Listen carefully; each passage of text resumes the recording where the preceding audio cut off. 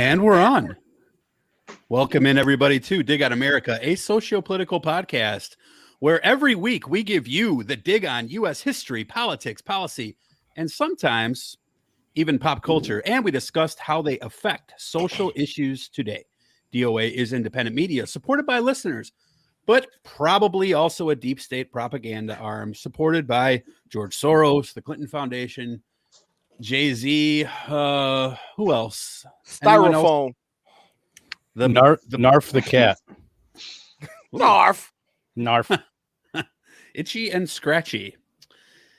Welcome in, everyone. I am Jason Dutch, and I am here with the darkest of all the world's dark nights. Big Hasalasa Ding Dong. What's happening there, Puff Master Flash? What's going on, y'all? And the invisible. He's got on green. He's got green on. Green the invisible producer, Michelangelo Faminier. How are you? Hi. Oh, there. He's back. He's angry. No, I heard a boom in the house. I had to make sure everything was good. I was like, what the fuck? It must have been next door. Seems to be some gentlemen in white hoods, and they looks like they mean business. I tried to call you back. I gotta go. I tried to call 911 like the OANN commercial, but they wouldn't send anyone out because I couldn't identify the perps. Okay, so hello, Mikey. What's up? How are we today? Depends on who you ask. He's asking you. Yeah, we're asking you. Great. And we have a couple of guest Celeste Ding Dongs here with us today as well. So as you can see, full house. Some miscommunicado on the guest front today, but it is what it is. We're going to have a lot of varied takes on things and lots of expertise in different areas. So I like this. This is good. I'm a happy man right now. So let's stay happy. We'll go left to right here on your screen. First and foremost, Brian from the Herfcast. Welcome back to the show, brother. How are you? Good. How about you? You sound almost as excited as Mikey. Hey, you know what? Yeah, Mikey set the mood. No, it's late for me to get started on a podcast, so I've already had a couple of drinks. I'm going with just some straight bourbon tonight. So, and I don't know shit. Like I've said before, I'm a horrible guest for your show. But so if you're overcrowded, I know you know. If you're overcrowded, don't worry about me saying too much. Okay, we're all right. Thanks for moving on. Good job keeping the bar nice and low. Hey, Brian, me and Brian are gonna lay down in the cut. We're gonna make sure the cut don't fly away. Don't you worry about that. We're gonna make sure this bench don't fly off across the field. We got you. Right. Yeah, that's it. I mean, if I'm reading the title correctly, I don't know shit about the topic, so. Good thing we have an expert. Yeah, all right. That's why you're here. We're gonna all learn today. We had a last minute topic change, but don't worry. We'll take care of that when we get to the end of the screen here. Middle bottom of the screen, from the Delvin Cox Experience. We will be delving into some Cox today. Welcome. Welcome back to the show, Delvin Cox. What's happening? What's up, brothers, man? As usual, it's always great to be on here, except when Jason has me on here late ass at night. Why am I the only one who has you on? I did not. Because you're the only one who asked me to come on like at one fucking night.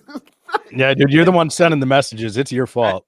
That is true. That is true, but I'm not responsible for the clocks.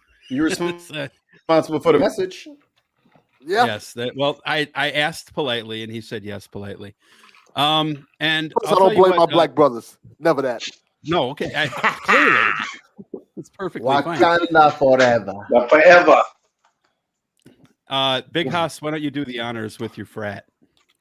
All right. So down on the bottom, right on the screen, is a fellow member of the illustrious, oldest, coldest, baddest, and boldest frat in the land. Kappa Delta. Alpha Phi Alpha Fraternity Incorporated. Mr. Christopher Marks. Why don't you tell me a little bit about yourself, brother? Sigma Phi Epsilon. Oh my God. No. Lambda. What was the frat in Trilams? In old school? I forget. I grab a thigh, tap a kangaroo. Something like that. Stupid. They had a Mad TV sketch where it was a bunch of girls that had a sorority called Kappa Kappa Kappa, and everything was like this subtle, like weird. It was rough. It was funny, but it was rough. I was like, oh, that's right on the borderline. This whole thing is on the borderline. On the borderline. Chris, welcome to the show. Thank you. Appreciate it. Chris or Christopher? You can call me Chris. Money. Chris it is. It's too late to be using my whole name. My mom only calls me Christopher. It's too late for the many syllables. So, Chris, Yeah. Chris, let's just clear the air right here. You don't have to blame Haas for the time. Clearly, you can blame me for the time. It's perfectly fine. Damn right. Okay. All right. So for all three of you, we will do a cumulative. What's that? There we go. You're a lying dog-faced pony soldier. I'm too grown to be saying what's up. Come on, man. Never too grown for that, bro. I'm too grown for that. I'm going to the grown and sexy parties now. You can't be. Wait a second. Hold on, Mikey. How old are you? Look, why are you changing the subject? No, I'm not even. You're a young pup. That's why. Because it doesn't seem like you're even old enough to catch the reference. Yeah. Look, I had Nick at night. No, I'm just kidding. No, I remember. I was awake for those. All right, so I looked it up. The fraternity was Lambda Epsilon Omega. That's the name of the fraternity in old school. Oh, okay. I don't remember it being that, but I remember it being something funnier. But they are still the greatest fraternity of all time. Negative. They're also not real, Haas. So keep your shirt on there. That's all right. They don't make me take this shirt off. Yeah. Oh yeah, please don't. I don't want to see those chest hairs. Look, I don't need Jenna. I don't need Jenna trying to crawl through the internet to get her hands on you. Can you please not? Mikey, I have something for you. Mike. What day is it, Mike? Hump day. Yeah. Oh, I never saw that commercial because I'm a fetus and I'm very young. Mike. What day is it, Mike? It's hump day, and we are on the live stream today. So, welcome into all of our listeners, all of our patrons.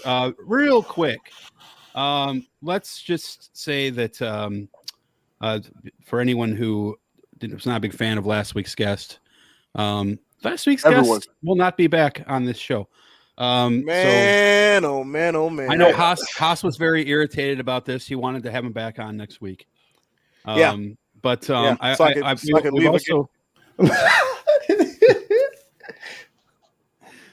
also decided we are going to post the audio to that show. We're gonna put some disclaimers on it though, and some links to articles about the blithering idiocy that you might hear right now is not a representation of the host of Dig on America podcast. Hold on, which I want to go watch it just because y'all been talking about it. Oh my God! The first 3 hours are rather normal. Yeah, and then it just you ever seen Thelma and Louise? When they drive the statement. Statement in itself is a problem. Anytime you say the first 3 hours of anything, like that's Endgame right there. Like the Snyder cut. Okay, that's a chapter. The Snyder cut. we did 24 minutes more than the Snyder cut did. Okay, so that's the Zack Snyder double cut that we did last week. So, Delvin, I know you heard that episode, and it was your favorite podcast ever. Yeah, it was up there. I'm amazed that me being a person who did a whole podcast about the N-word was more offended by the shit I heard on your podcast. All right, so the audio wasn't released on that yet, correct? No, the audio on the beginning part was released. The audio on the remainder part, we had to come to a consensus on what we were going to do about it, and we didn't come to that till today. So it will be released, I think, Saturday. I'll probably release it on Saturday. So okay, I was going to say I listened to the last episode, and it's like I was like, man, it didn't seem that offensive. But as a little bit of context, just a little teaser. Science does not change. Don't set me off. Science does not change. Those words were uttered on this podcast.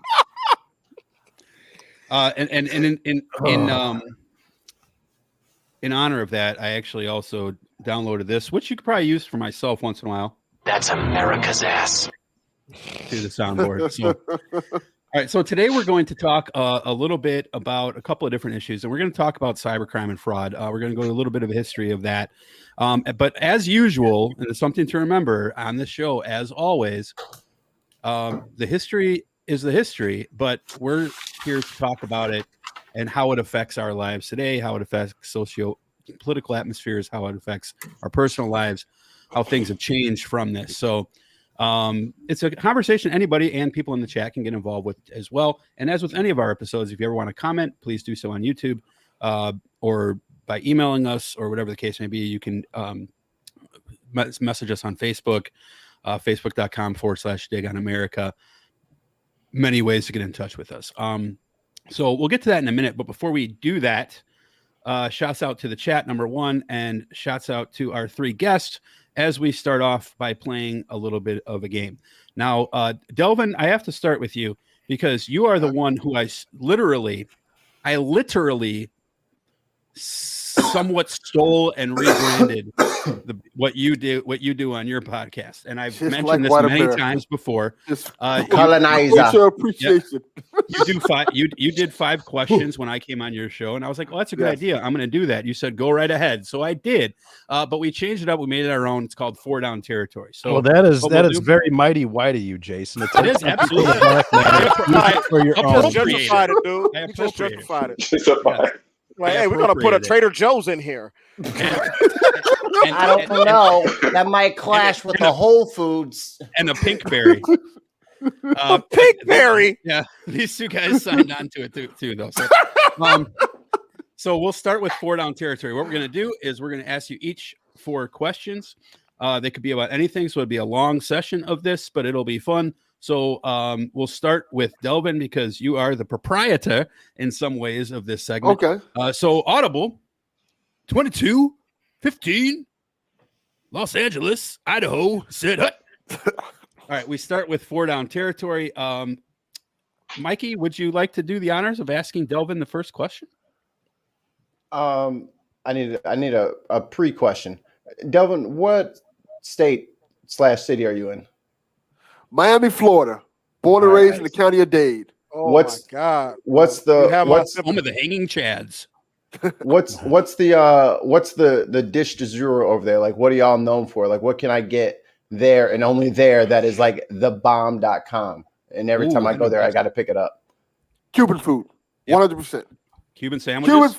Cuban food in general. Cuban food, and for that matter, Haitian food. Like we have Chef Creole, which is not too far from me. If you go Haitian there, Flag Day. you're gonna get some great Haitian food. Yeah, yesterday was Haitian Flag Day. Yeah. Not a bad sight in Miami. I'll have to explain that off air, but yes. Okay, so I know that you are big into pop culture, so I'm going to ask you if you could only watch one sci-fi/comic book genre for the rest of your life, like you could only watch DC or Star Wars or Star Trek, or pick one, what would it be and why? Marvel, because it's endless. Marvel's endless, like in terms of like you got the TV shows, then you got all the movies. I can watch that forever and still be entertained. Fair answer. Big Huss. We're doing 3 each.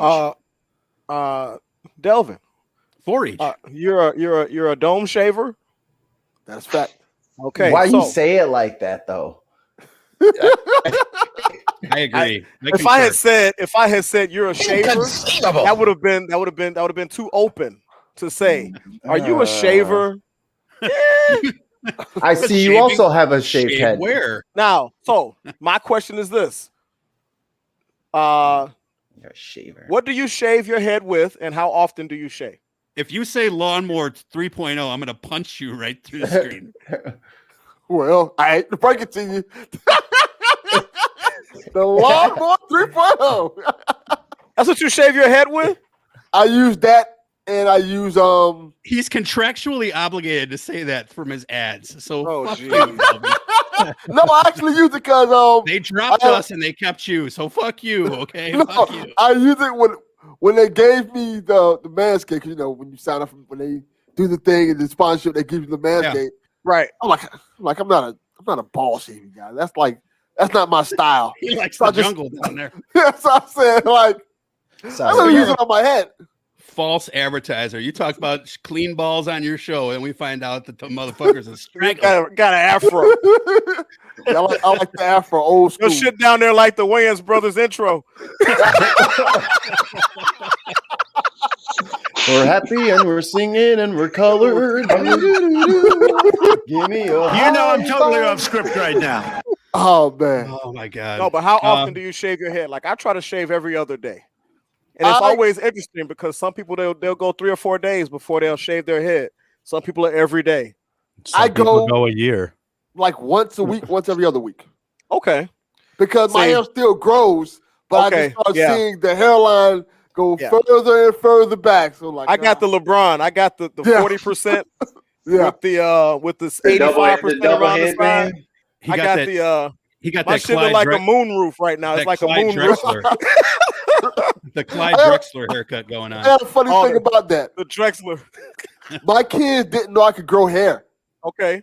So like at one point I stopped cutting it for like a whole month, and they started seeing my hair grow back, and they were like, "You can grow hair." I'm like, "Yeah, it's just my hairline is just terrible now, but I can actually grow hair. It'll grow out and everything. It'll grow up, but it just doesn't look good." I started going bald after I hit 45. It was like my hair follicles up here just punched out. About 65% of them went on strike.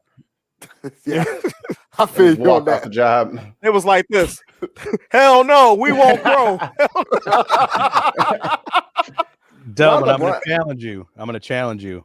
How about from this day until I do St. Baldrick's? Do St. Baldrick's with me. Let your hair grow for the rest of the year and shave it off when I shave mine. Hell no.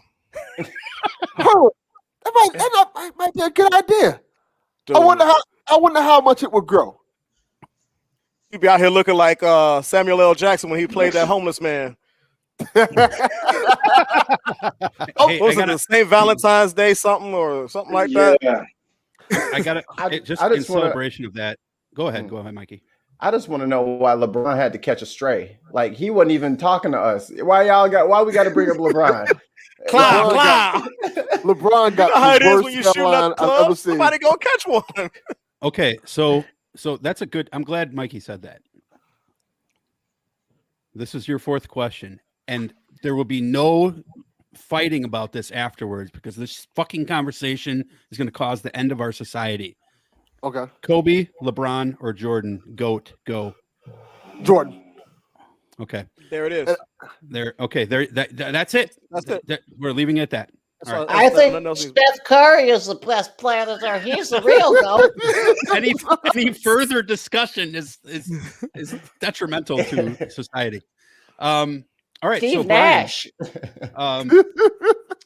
Jesus. I hate Steve Nash. Ever since he took that MVP from Shaq, I can't stand that. It was like, hey, we got to give it to a white guy at least twice. This is ridiculous. We got to find any white guy. You come over here. Hey. This is goddamn ridiculous. Hey, you, the soccer player. We'll give you MVP. Fuck it, we'll do it twice just to show them that we're in charge. Big ape gorilla hanging off the rim drives me sick. I get the feeling. 360-degree basketball dunking, spear chucking. Oh, Jesus. I'm going hard in the paint. Some people haven't seen Do the Right Thing, so they don't get Going that hard in the reference. paint. All right. So Brian, you're up. Big Hoss, quick cigar question, maybe? I don't know. What do you got? Yeah, he asked me for a teaser as to, well, pause. He asked me for what I was smoking, and I told him. Teaser pleaser. So what are you smoking today, Brian? Well, since you answered me after we started recording, I was not able to grab. Well, no, I asked fancy or regular. Oh yeah. Which I didn't have any. I didn't have any fancy on hand. I got some in my aging. Well, one man's trash is another man's fancy. No, I decided to go with Crown Heads tonight. I got a La Imperiosa Corona Gordo. See now wait. For those who don't know, he high capping right now. Oh, is that cap? He's like, oh, I just decided to go with the Crown's Heads, La Imperiosa. Why are you man, talking come on, like man. that? You act like you're smoking a White Owl or something. That ain't no White Owl. No. I got a black and mild wine. I thought it was a Dutch master. No. Compared to your choice. Okay. Yeah. And after this, I got a Headley Grange Black Dog lined up. Ooh, boutique, which is also Crowned Heads. And if we're still on after that, I'm hoping that this one lasts. I'm trying to puff slow because I want to do the humidor for this one. After that, I got the brand new store exclusive release down in like Oklahoma, but the JSK fuck the FDA. Oh my God, JSK. Such a great line. After that, he's got a pack of cools waiting for him. Yeah, menthol. Menthol 100. No. I'm buying all those up. And that's the Kings, not 100s no more. They're the Kings now. Yeah, I'm gonna be on 63rd and Vincennes trying to sell cools. Oh, dude, I'm gonna be selling. I'll be selling Lucy's, a Cool, Salem, Newport, whatever the fuck I could find. All right. All right. So my question for you, sir, because you brought up St. Baldrick's, so we know you shave your head once a year. When's the last time you were beard free? This year it was March 14th. Damn. Oh, recent. Okay. You grew that shit back fast. But you got a Miracle Grow on there? No, dude, I'm as shocked as you are because like last year was the first time I let my beard grow the entire year. Usually I trim it through the summer and then let it grow out. So this is the first time like I've let it just grow from shave date on. Well, last year was, but I used to never be able to grow a beard as it is. So I'm just as impressed as you are with the growth to date. So. Oh my! That's perfect. Not George Takai. All right, Mikey. I see you have some memorabilia behind you. I can't exactly. You talking about the cock? I wasn't going to that. Put your chicken background up. Put your chicken background up while you talk about the cock with him.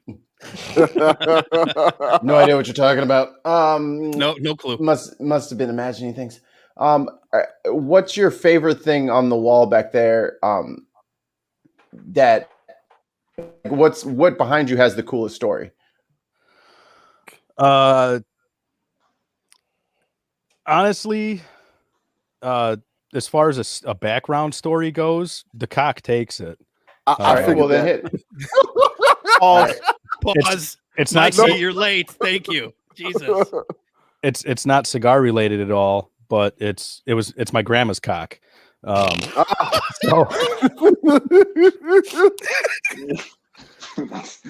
So I'm my own grandpa. That is absolutely on the soundboard starting next week.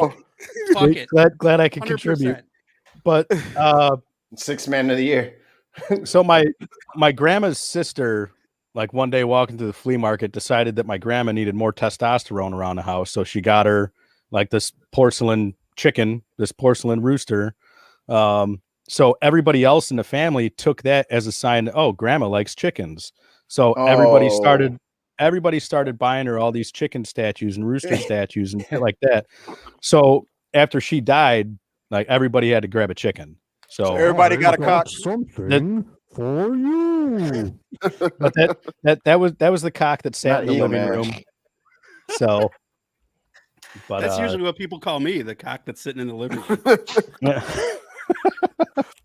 Okay. But I had a buddy of mine made the Drew Estate collage behind me.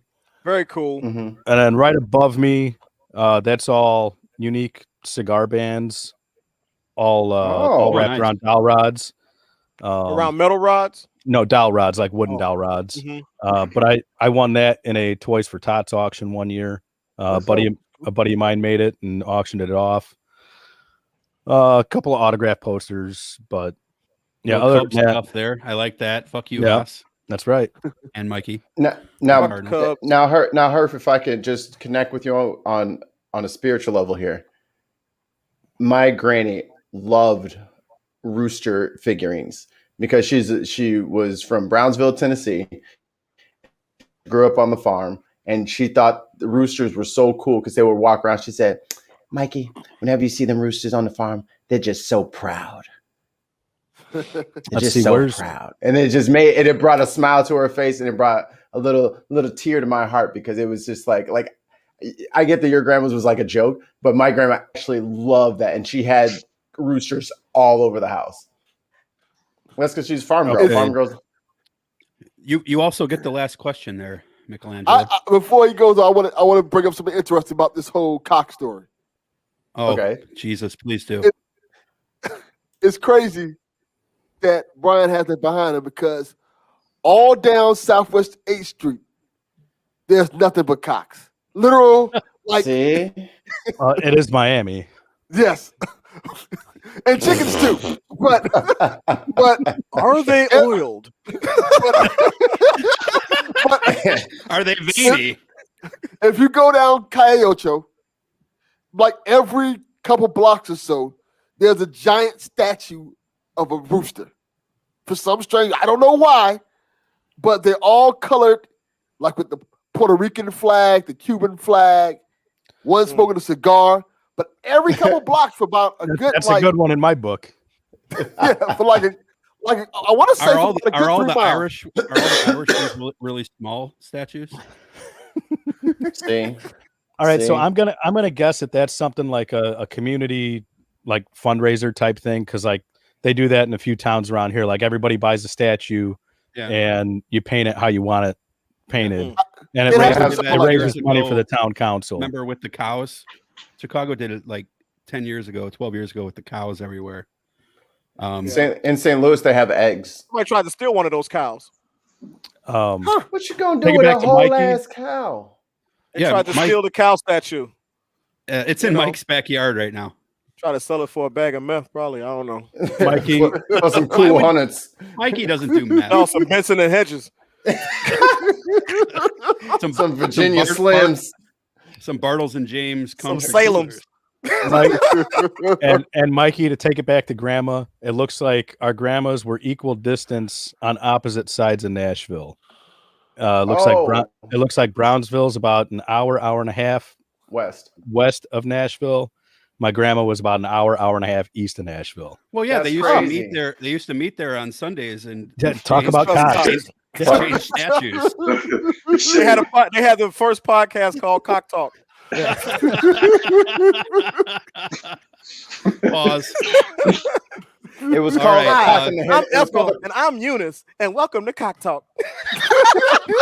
The name of the show was A Cock in the Hen House. Oh my God. Okay. All right. Mikey, you get the last question, or whoever wants it can have. Yes, Mikey. It's Mikey.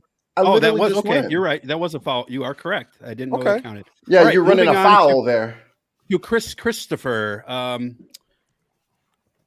Big Haas, this is your boy. Ask him the first question, brother. All right. So, favorite jewel and why? It is a setup because I like them all, but I'm gonna go with Tangy. Really? Yeah. Okay. Why? Why? We're talking about the founders of the fraternity. For those who don't know. See, that's what I knew it was founders. Yeah, I had no idea what you're talking about, so I knew that's what it had to be. No, so the reason I like it is because of his unique lifestyle, or what the things he did, from not only being in the military, from being the architect and playing the saxophone, but there's a story that goes along with his saxophone. Is that he was I forgot where he was. He was away from school and he couldn't come back. So what he wound up doing is going into a church and preaching, and that's how he got enough money. Really? To get from the offering. Yeah, from the offering. And I never heard that story. Now can he tax the churches? That was my line. Thank you very much.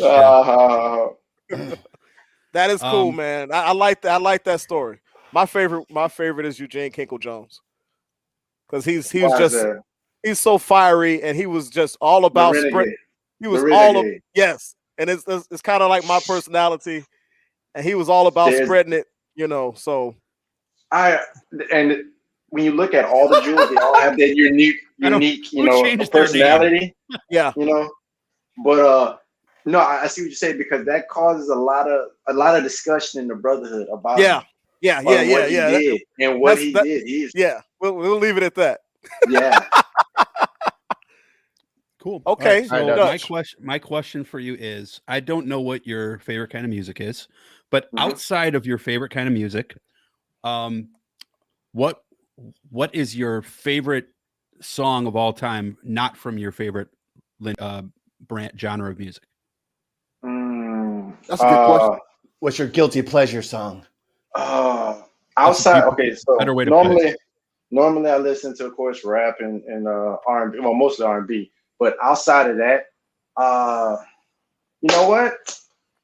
If I had to go with a country song, I'm gonna go way. If I had to go country, I'm gonna go with Chris Stapleton. Chris Stapleton. Yeah, Tennessee Whiskey. So. Okay, that's not a bad song. Chris Stapleton can sing. I don't even know who that is. Chris Stapleton can sing. That mug got some pipes, boss. Does he got a cock too? I don't know. I don't know about that. Some pipes. All right, Mikey. This might seem a bit blasphemous, but if you weren't going to be an alpha, who would you have pledged with? Nobody. Shit. Nobody. Nobody. Damn it. And that's the thing, like literally from the minute, the second, even before I stepped on college campus, everybody, the people that knew me, knew what I aspired to be. It took me a while to get there, but everybody knew. Everything else, we had a rush, but there was only one. It was a foregone conclusion. Yeah, if I couldn't have been an alpha, I wouldn't have played shit. There you go. All right, last one of you, big ass. So for me? No, Dutch. Let Dutch ask. I've already asked. I was going to say I'm going to give up going twice on one of these, if it's all right with everybody, since you are somewhat to blame for this section. Get the last question. I have a question too. That's good. That's good. So, Chris, let me ask you this: since you like music like I do, what's your favorite hip hop album from not your favorite hip hop artist? But real quick, before you answer that, he said, "Because you like music like I do." What is this, Match.com? Yes. What's your favorite album What's your favorite album that's not your favorite rapper? And why is it AT Aliens?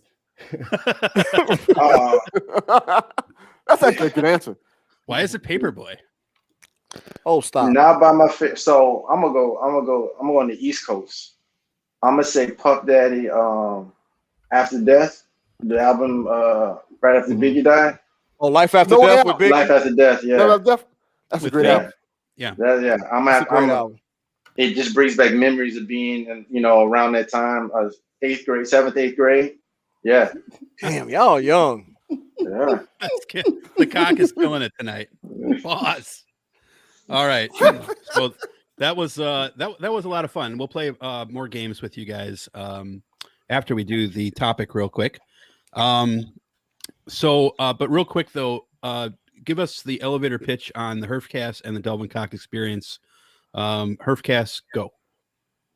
I rarely release anything, and it's cigars and conversation. I talk to whoever. It's usually just long form conversation about whatever comes to mind, usually over cigars and booze. Cigars and booze, baby. Cigars and booze. How can you go wrong? Yeah, exactly. You cannot. Can't miss. Let me see. My podcast tagline is I'm on a one-man mission to unite the culture through diversity. So I always kind of, a little bit like Brian's Herfcast, have conversations with people about different things, usually about diversity type conversations and things like that. And I always try to go against the grain with my conversations to talk to anybody. A little bit like DOA is here a little bit, but I can talk to anybody about How dare you, sir? How dare you say that we go against the grain? Appropriated us too. Okay. We're just appropriating each other back and forth. That's a big pause right there. You are fake news. But I will say this though. You guys have both been friends of this podcast from back in year one for us, which was 20. When did we start this? 2017, right? Mm-hmm. So 2017. Shit. Wow. So it's been a great ride with you guys, and just thank you for being friends of the show for so long. And then Chris, real quick, I don't know if you really dove into what your background here and why you're here, but just give us the elevator pitch on you. Cybersecurity professional. Been doing it since 2013. Been in IT since 2003. Worked my way up from Geek Squad with the high water pants and white socks. Oh wow, for real? Started from the bottom, now we're here. Literally. Started from the bottom, now the whole team looking here. Go ahead.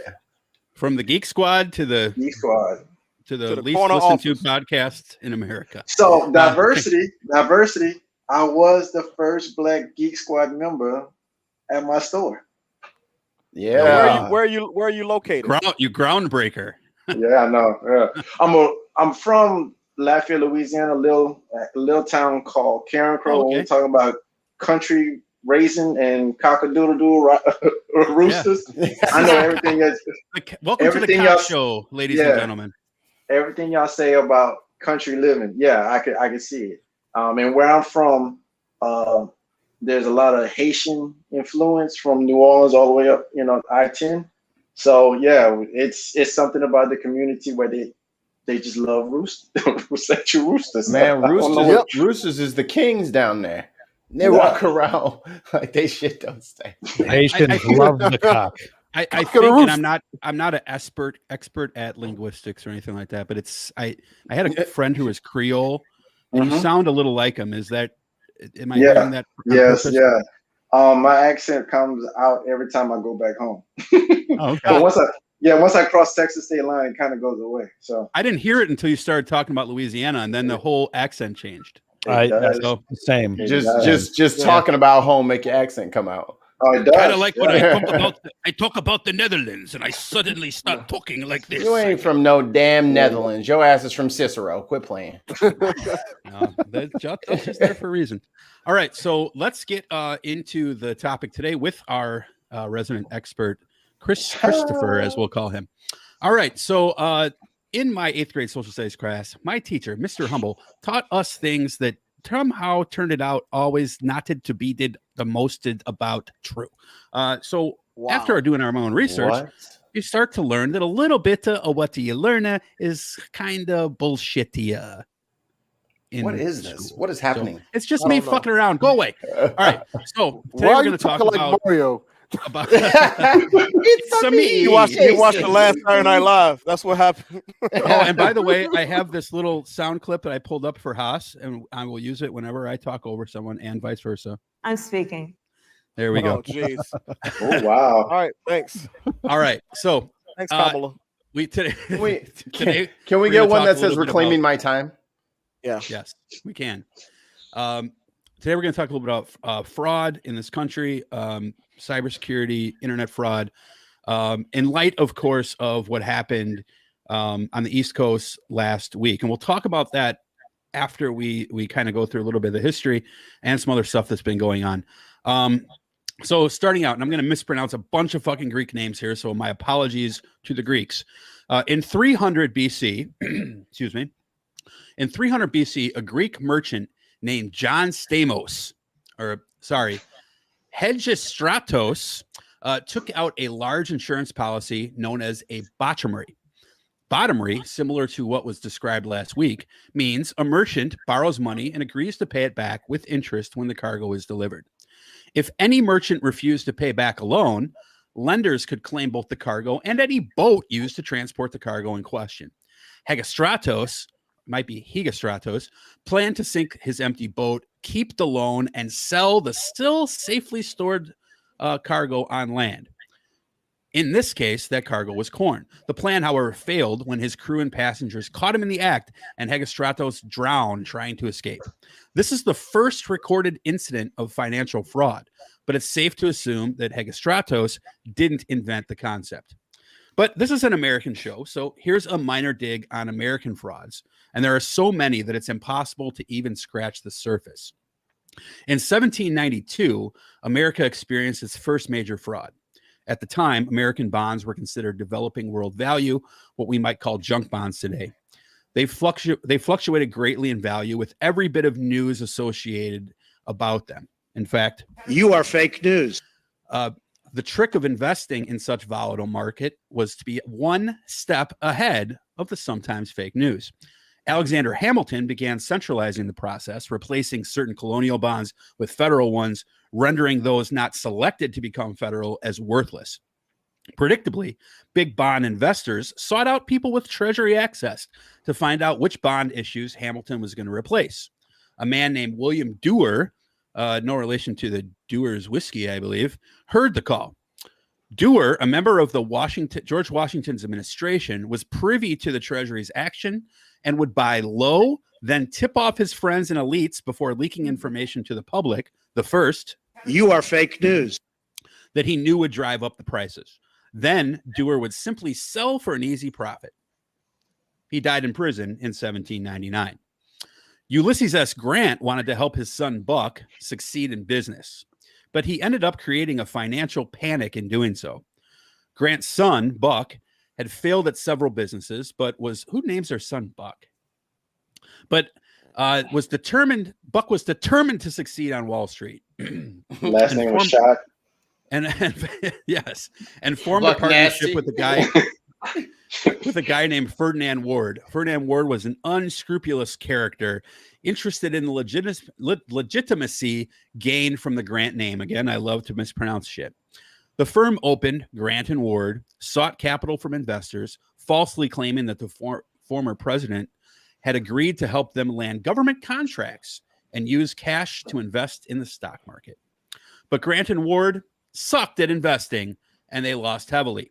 So Ulysses sold all of his personal effects, including Civil War memorabilia, to bail out his son and took a large loan from Marine National Bank. But Ward took the money and fucking got the fuck out of Dodge, causing the bank to collapse. Now, this, along with other pre-disclosure fraud by guys like Jay Gould, James Fisk, Russell Sage, Edward Henry Harriman, William Vanderbilt, J.P. Morgan, and pioneering fraudster Daniel Drew, ushered in the financial crisis of 1884. Fraud didn't stop there, Big Haas, did it? No, it sure didn't. Despite government regulations, which attempted on the face to at least quell it. And by the way, doesn't that sound a lot like all these politicians we talked about before, Hunter Biden, these guys, people just getting jobs because they're related? That's still continuing today. But to tell us a little bit of a shotgun history on some U.S. fraud, I bring you the great Morgan Freeman. Well, are you Morgan Freeman King?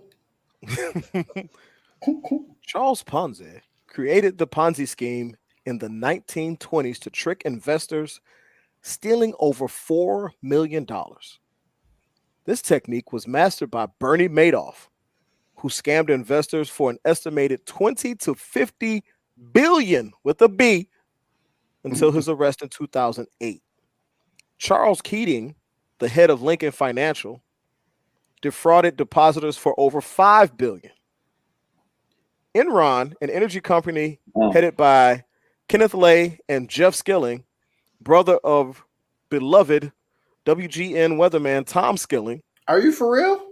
Yeah, dude. You didn't know that? Yeah, that's true. That's true. Yeah, that's a true story. That's a true story, man.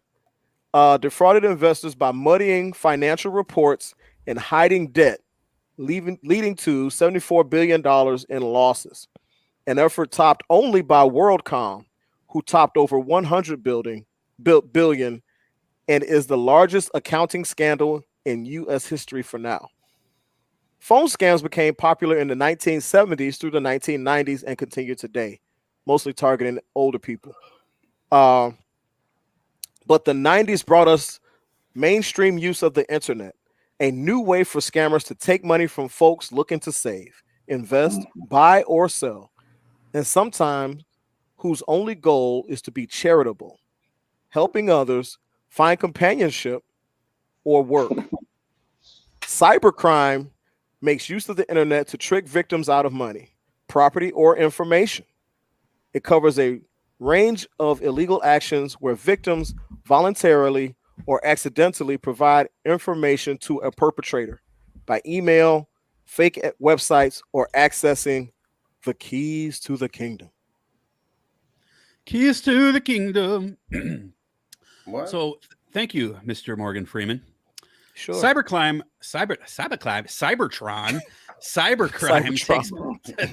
takes place in many ways. Yeah, we're talking about Cybertron. Now I'm interested. Absolutely. Cybercrime takes place in many ways, including in the physical world, where scammers eavesdrop on conversations, gain access to corporate buildings by posing as contractors or employees who forgot their badge, or by email or social media phishing. They use ransomware and malware to steal information or sometimes just talk their victims into giving it to them. Yep. Scammers pose as ticket sales agents, celebrities, charities, dating interests, trusted companies selling gift cards, or seemingly trusted companies protecting online information, such as Norton.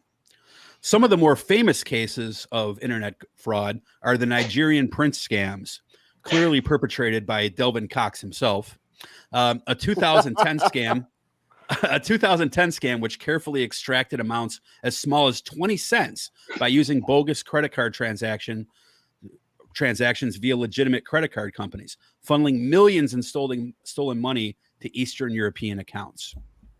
The Mike, and this is really the name of the scam, the Mike scam or CEO scam stole over 60 million from consumers. Super Value grocery stores was robbed of over 10 million by hackers posing as PepsiCo and Frito-Lay. And tens of thousands of consumers have been defrauded by fake eBay stores, Craigslist ads, fake websites selling knockoff goods or no goods at all, or bogus services. MethBot, a program created by Russian hackers, posed. But by my the type way, of bot. I love me some MethBot. By the way, wow. Bring on the AI. MethBot's a program that was created by Russian hackers posing as legitimate sites such as ESPN and the Wall Street Journal, and they populated these spoof sites with ads that were aimed at selling goods that didn't even exist. Keys to the Kingdom scams attempt to get workers at companies, and this is huge now, to click on links that look pertinent to one's job, often an email coming from HR or from accounting or the company business owner, and asking employees to sign into their account or call a number to rectify issues for paychecks or insurance coverages, because we have to have insurance coverage from our job because why is that again? I can't remember why. We have shitty healthcare. But even healthcare itself isn't safe. Nope. During the COVID-19 pandemic, a cyber criminal named Chris Paris, who scammed the public out of $750 million. Paris exploited the Department of Veterans Affairs by posing as a retailer of 3M face masks and other PPE, which at the time were really badly needed by that department. Luckily, of course, churches in Iowa did not seem affected by that scam. I wonder why. And sadly, there are so many more dishonest actors that we can't possibly name them all. According to a study conducted by the Center for Strategic and International Studies, CSIS, on CBS 8 p.m. weekdays, and by McAfee, cybercrime costs the global economy as much as $600 billion annually, which translates into 1% of global GDP every single fucking year. And great, tons of mice. That is fucking amazing. Methbot is a really jittery robot. So he's the king. Let's do two things first. I want to jump to Chris right away for his thoughts, and then what we'll kind of do. But Mikey, you guys covered this. I think I caught a couple minutes of your show last week, and you guys talked about what happened in the pipeline. So, are you okay with recapping what happened in this particular case for those who don't know? I think Chris has a better understanding and can explain it better. He's the expert. I will defer to him. Okay. So what happened in the pipeline, the cybercrime that happened was caused by ransomware. I've had personal experience with this. What happens is it's basically extortion. And depending on what state you're in, a lot of companies don't have to consider it a breach because there's no information usually there's no information that's taken out of their network. What happens is cyber criminals, we don't like to use the word hackers because hackers gets a negative connotation. Right. Cyber criminals go in find a way into your network by what you just talked about, Jason. Usually by just exploiting might be a Uber link or it might be a clone page. You click on it, you gave them a way into your network, and then all of a sudden they start encrypting your data. You lock it down, you can't open it, and then you get an email, or you get a note on your desktop, and it'll say, if you want your data, you have to do these steps in order for us to unlock it. So basically, your computer is now a brick. There's no data that you can get from it until you restore your data. Basically just restore your data, and to do that, a lot of companies just pay the ransom. So that's how you get ransomware, and that's what happened to that pipeline. And now I hear companies are heavily investing in Bitcoin because that's how they want payment, right? Yeah, it's because one thing about cryptocurrency is, Bitcoin is still public, what they consider public currency. There's two coins, Zcoin, and something else that is private contracts, or even in the crypto space, it's private. You don't know who is who. And to a certain extent, of the rest of the coins, you can see the transaction. If I wanted to get some Bitcoins from you or something like that, you could kind of see for the most part. But going through cryptocurrency here and there, and then different wallets, and understand something, those kind of people that want Bitcoin, they have real crypto wallets. It's not these vendors on the internet or your mobile phone. It's just literally hard drives where they store all the information behind firewalls and VPNs and all of that, so you don't see it. And then they take it, they go, and then they transfer it to currency to whatever money is in their country. So I can't remember the dude's name, but there's a very popular YouTuber who does a lot of kind of not like counter scamming, but I guess that's the best way to call it. I think I know what you're talking about. I don't know his name. I have to look him up. Yeah. YouTube's. Yeah, so he'll put on a voice mod. I'm like, well, I'm just a little old lady, and I just wanted to buy this for my grandson. And it sounds like you're taking it. And then he is right. He is all the like they're trying to access a virtual machine, which is kind of like a fake desktop that he's set up.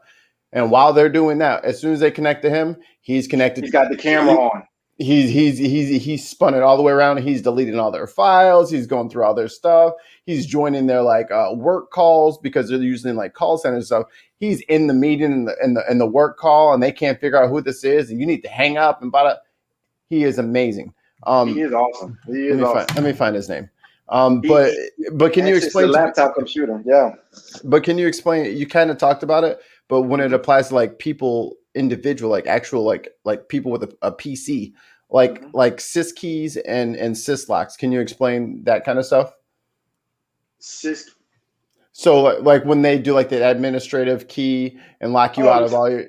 Oh yeah. Okay, so basically, when you're getting locked out, you have regular access. Everybody on a PC has access. If you ever make a guest account or whatnot, you can give them certain rights to a guest account. It's not the full rights to your computer. So if you want somebody to not be able to get on the internet or not able to get certain access to certain applications, you can do that. And this is even on a corporate level. So when you're a sysadmin, you never give up that password. And most importantly, the first rule is if you're a system admin on the corporate level, you have these default system username and default user passwords.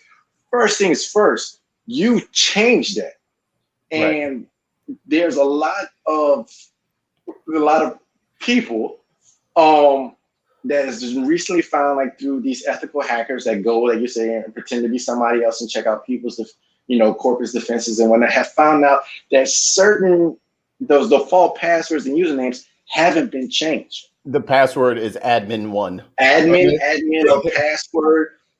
I mean, just like look at your any kind of like Netgear router, Linksys router, anything like that. You can find those default password, username or passwords, and once you get sysadmin is the keys to the kingdom. Yep, literally the keys to the kingdom. And not for like Nike, not for like the pipeline, but for you, so they can get you specifically. Yeah. I think the guy's name is Kit Boga. And the other one is Scammer Revolts. Why is hacker a worse connotation than cybercriminal? Because a hacker described this. Okay, so when we talk about hackers, you got white hat, you got black hat, and it's usually like those spy commercials. Usually the black hat's bad and the white hat is good. But the term, you have a white hat hacker, and what these dudes do are professionals. They come in, they test your corporate's security. They'll pretend to be employees to see how far they can get. They'll go in and see how they can get access into your company. And so they're really doing it just to help bring security awareness. Like even me being to a certain extent, me being on this podcast and telling you and talking to you and giving you information. If you go to YouTube and you find out what was the big thing when Facebook came out, how to hack into Facebook passwords or not. People put this information out there and you'll say, this is for educational purposes. They're just trying to teach you. That's what a hacker is. Cyber criminal is somebody with malicious intent. They're trying to cause damage for a number of reasons: money, ransomware, reputation, things of that nature. All right, that's a perfect segue because I want to read something, and thank you for that. I want to share my screen here, real quick. Don't have the wrong tab open, Dutch. Yeah, I always have the wrong tab open. So this was from NBC. So one of the things I found funny about this, and obviously this particular group that hacked the pipeline, the Colonial Pipeline, is called DarkSide. And you just mentioned like some hackers are ethical. In fact, there's a lot of former hackers and cyber criminals who are now working as for like the FBI or like the guy that did I had a 3-hour like class, not really class, but like an educational seminar on this for my employer the other day. And the amount of emails that I get at work, I'm going to show one in a second where I blocked out all the personal information. Just the techniques these guys try is just absolutely astonishing. And I think I get 5 or 6 really, really creative hack attempts a day. But DarkSide, they released a statement, and I'm going to it doesn't show up real well when I blew it here, but whatever. DarkSide said, "We are apolitical. We do not participate in geopolitics, do not do not need to tie us with a defined government and look for our motives, the statement said. Our goal is to make money and not creating problems for society. From today, we introduce moderation and check each company that our partners want to encrypt to avoid social consequences in the future. Holy shit! Are you fuck? I mean, the hackers have more ethics than capitalist companies. This is fucking nuts. They said like a smart version of Cobra. They was like, just like, yo, my bad. I didn't know that y'all were gonna literally start filling up garbage Dixie bags cups. with gasoline. With gasoline. So we'll do somebody else, but we are not stopping, and we are gonna come get this bread because it's out here. So okay, so what you take from that is that how serious they are. Right. Like, understand something too. When a company has been breached like that, they usually say a company has been breached for about 18 months before they even find out. This is nothing that happens overnight. Literally, when you get in these corporations and domain access servers and all of this, you have to creep. That's somebody with patience. If somebody with a lot of time and patience and they want to get to you and they do that, that's some dangerous people. You don't mess with people like that. You don't. 18 months. That means they went undetected by every IDS or identification system, a protection system, firewalls, the people, the analysts, the all of that. They did not get detected. And then they shut down the pipeline by encrypting it. It's crazy. Real one more thing real quick. So when I was in St. Louis, I used to work for a grocery store called Schnucks, and they were getting what's it called? Skimmed for people's information for probably, I think they said like 10 months, but who knows? That's what their statement was that it was 10 months. I don't know how long it actually was. But it was hundreds of thousands of people's credit card information. Right. So you gotta watch it. What was that one where they went and replaced the card readers or put something in the card reader, or was it something different? Yeah, you put something over the card reader and it's really small. And what happens when you scan your card, yes, it goes through, the transaction goes through, but the skimmer reads when you slice it, it's usually like RF powered or whatnot, and the microchip records all the transaction that happens. So then they send it out, send it to wherever. And that's how they get the information, or they store it on the card and somebody come pick up the skimmer and they have everybody's information.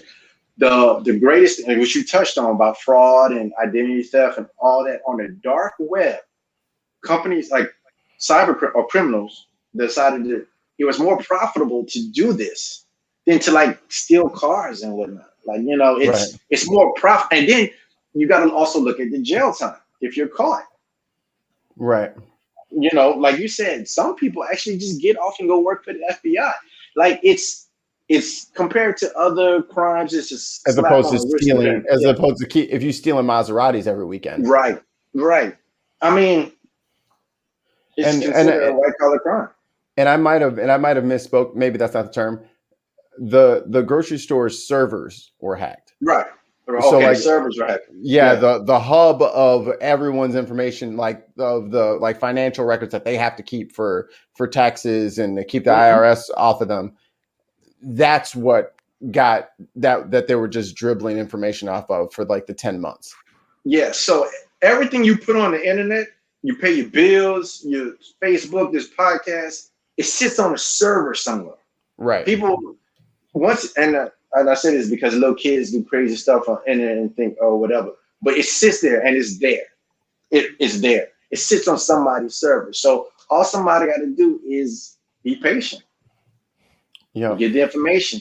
And on the dark web, your personal information is sold in bulk. I want to touch back on that.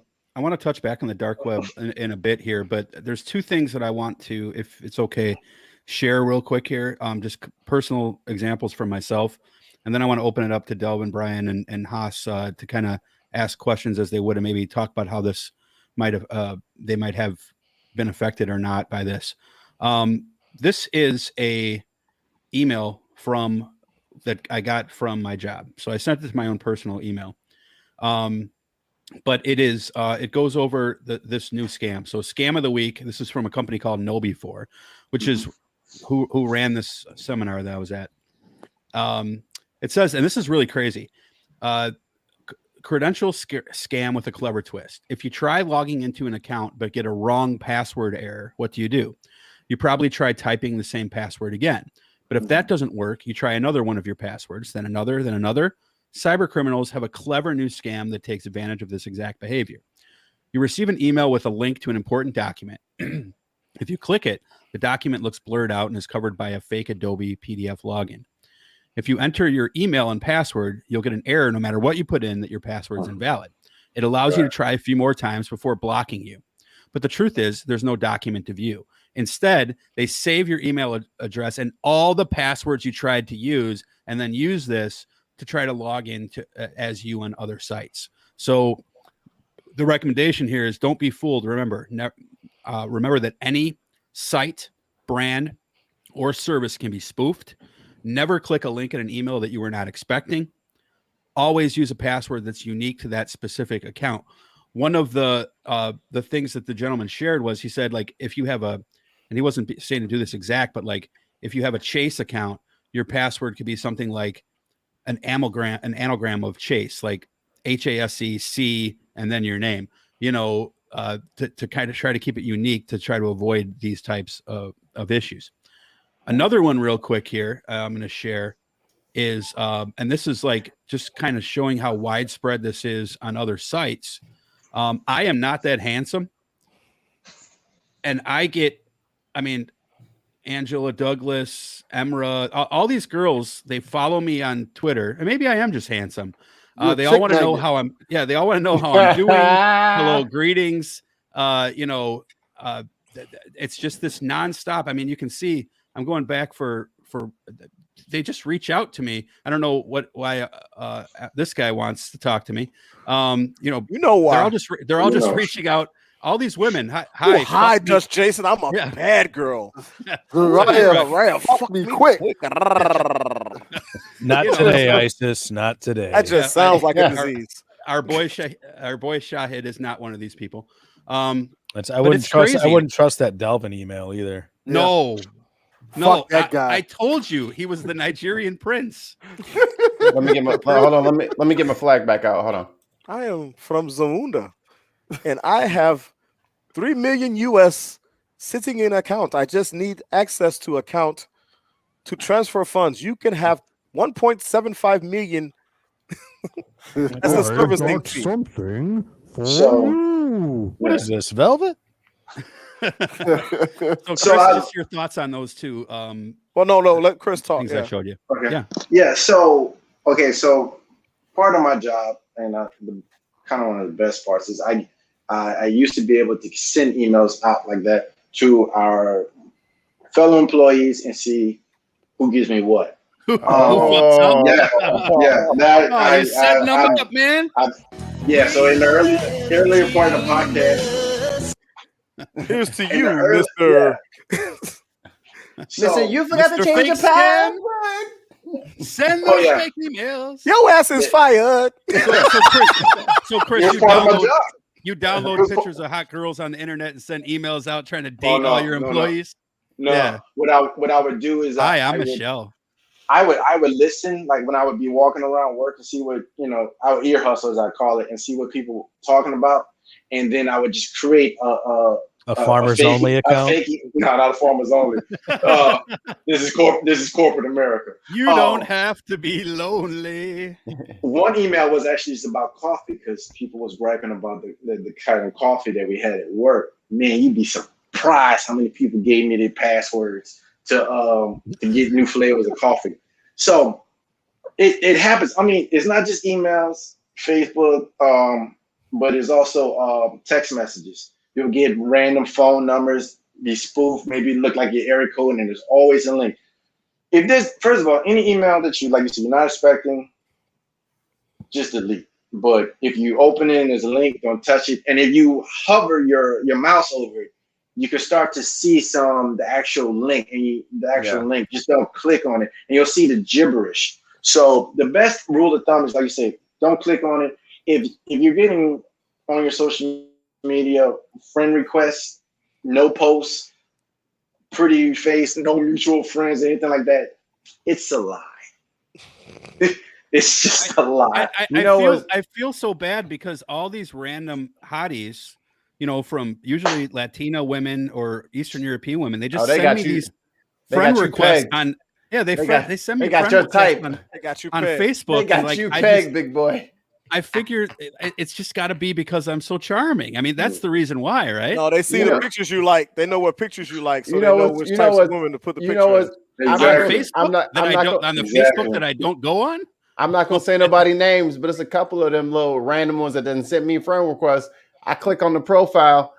I got some mutuals in there. I'm like, oh, they finna get him. Yep. Yeah. You know what? I'm going to say something. It's funny because I've done the same. And the mutuals are always like, Haas, Rocky from MOS, like guys like Rock who are like the player guys, like the ones who are creeping on the wife. It's always them. Always them. They're the mutuals. He did just put Rock on blast. That's his allegedly. But you're right though. You're right because I'll get a friend request. No, and I'm looking for mutual friends, and I'll see some people. And see, I'm not going to name names, but I see some people. I'm like, these some scumbags. I know these dudes. They're my friends. They're my friends. They might not even. I know how they get down. I'm like negative Batman delete. Yeah, they might not even want. They might not even want to cheat anymore. They want to look like They want to look. They want to take a peek. Look at them trying to rationalize it. But a lot of times too now. It could be. I'm just plausible deniability. You get people trying to friend request you and they don't have mutual friends, only got a couple of mutual friends, and they just want you to go on their OnlyFans. Yeah. Mm-hmm. Oh, that's not a scam. They're just trying to get that revenue. Everybody got them COVID dollars still in the pocket. They're trying to get them. But there's always an alternative motive. There's always something. Yeah. So you just got to be careful. And then, like you say in your email, like you say, like, hi, it's like random bot talk and whatnot. Yeah. It's, if you instant message you, just say something really crazy and see what their response is. A lot of times too, you could tell in the greeting, it's always some type of broken misspelling. The sentence structure is messed up. What it is? It's Google. You ain't from Atlanta. It's Google Translate. I swear to God, it's Google Translate. Like they typed it in their language. Like Google Translate that shit, copied and pasted. It's like, good the morning me? What the fuck? Yeah. What you mean? Oh, I am from Atlanta. Yeah. I have 35. I have $35. Wait a minute, what? I have $35. Yeah. Like, no. That's not Atlanta talk. No. I did see a couple that Wayne was the mutual friend. So hi, Wayne. Was he in here? Yeah. But yeah, so Delvin, I'm sorry. I was gonna Delvin. Just want to see real quick if you had a thought on anything or anything personal that you have come across where you've been phished or attempts, that sort of thing, to bring to Chris's attention. I do have a couple of questions for Chris because he might be able to answer some of these. I think that interesting and fall in line with this, like you guys were saying earlier about the catfishing girls and things like that on social media sites. A couple of years back, there was the whole Ashley Madison thing. Oh, yeah, that was huge. Yeah. My question about that is, because I think the data came out I want to say months later or something like that. Wait. Delvin, explain that for people who might be uninitiated. Okay. Ashley Madison apparently got hacked, if I remember correctly. Explain what Ashley Madison is. Ashley Madison is it's a website Delvin used to subscribe to. Not at all. It's a dating site, if I remember correctly. News. It's a dating site. It's a dating site for married people that are looking for extracurricular activity. Girlfriend experience. A little extra credit. That's all that is. And by the way, shouts out, Haas, shouts out to our girl. What was her name? Are you saying girlfriend experience? Are you saying we had her talking about Songbird? You talking about Songbird? Yeah, Ren. We had her on the show. She was totally vocal though. She was totally vocal. She didn't meet people. Are you saying shots out or shouts out? Shouts out. Because it's shout. Interestingly, I know it's shout outs, but when I first heard it, like I think it was back on GCI, like in the 90s, I swore for years they were saying shout out. So that's because it's so fast. It's so fast. It's in my lexicon now, and it probably ain't going nowhere. So everybody know what you're talking about, man. That's that Illinois. That's the Illinois vernacular, dude. Yeah. Shot. SHAAT. Shout out to it's. So you were saying about Ashley Madison, Chris, or Delvin? Delvin. I mean, Delvin. Well, Delvin. Go ahead. The question is this, because I feel like if I remember correctly, it was a couple months later. It came out that 90% of the people on the site were essentially men. Yeah. And the rest of the people they were trying to actually pick up were bots. Yeah. I'm wondering about the legality of that in terms of how these men are paying a lot of money to essentially talk to bots. Yeah. How does that exactly work? Well, okay, so I'm not a lawyer. Yeah. But you did stay at Holiday Inn Express. Yeah. They all went to work. They all went to work for MAGA. They all worked for MAGA 2 years later. So, I mean, to me, and then about talking about bots legality, like I said, first of all, in everything, the United States is not like Europe or Japan, the EU or a federal system. Every state is different. So the laws and everything is different. So depending on where you're at, depends on that state law. But I mean, honestly, if you're a site like Ashley Madison, are you really worried about, who these people are talking to? Because you're just getting money. Mm-hmm. And what they're gonna do? What they're gonna do? They're gonna tell? Are they gonna seek legal issues? Because the whole point of the site was to be incognito, confidential.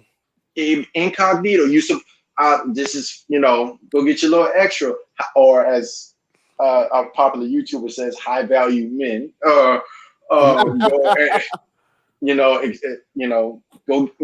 So were they? So I thought their information got taken. The information did get taken. Credit cards got taken.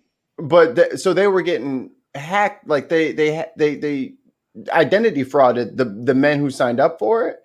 So they were getting catfished and hacked at the same time. Double fuck, Carl. Double fuck, but no climax. So I don't think the entire list got out. If I'm mistaken, the entire list of people of the names didn't get out, but there was a lot. There was a lot of names that got out, and there was credit card information. But if you one of these men, what are you going to do? I mean, you can. The simplest thing is to just say, "Hey, I call the credit card company. Hey, I lost my credit card, stolen credit card, whatever. Blah blah blah. Get you a new credit card, and that's different. Leave it alone. Yeah, leave it alone. I mean, how many people are going to publicly come out and be like, "Hey, Ashley Madison, you promised me this." Who's suing on Ashley Madison? Right, but they were also weren't they also threatening to release the name so that those wives would find out? That's what I heard. That's what I was trying to get to. Yeah. Didn't they say if you don't give me X, I'm going to email your wife and tell her exactly what you've been up to? They wanted the site to be shut down.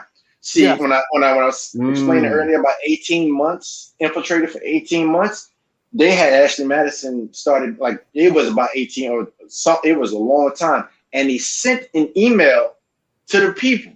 Matter of fact, wow, this is how serious and intelligent these people were. They didn't even blame this CISO. The C-suite. So it's the Chief Information Security Officer. So that's the big security guy, and that's the one that takes the fall if anything happens.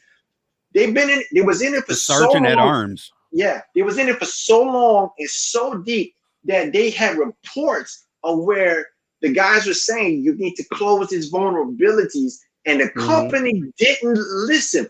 And in the report, in the email they sent, he was like, this is not his fault because he warned you about these vulnerabilities. And he said, if you don't shut down this website, we're going to expose everybody on it. That's why so a hacker tried to give him the heads up, like, look, bro, you have a big gaping hole in this armor right here. I'm trying to help you out. That, or was it the hacker? The CISO said that. The CISO said, "Hey, we had all these vulnerabilities. The company said we're not gonna, worry about that. We'll be all right." Then the hackers were already in the system. He told the powers that be that your CISO was right. You did have these vulnerabilities. I'm in here, and if you don't shut this down, I'm going to expose all your names, all the names that's on your that you have." And they did, right? And they didn't. I heard it was run by Gatekeepers Network, right? They were trying to shut down the. I don't remember the infidelity. That's a little inside joke here for DOA. It's really not them, but I'll read Irish News. Alabama State Securities Commissioner said this last week at a conference I was at, the biggest target for fraud are white Christians that watch Fox News, specifically Hannity. They're gullible. Damn. I completely think that's true. Hey Chris, I got a situation for you. And I want to know if you've heard of this. This is a text one. Now I'm a personal trainer, okay?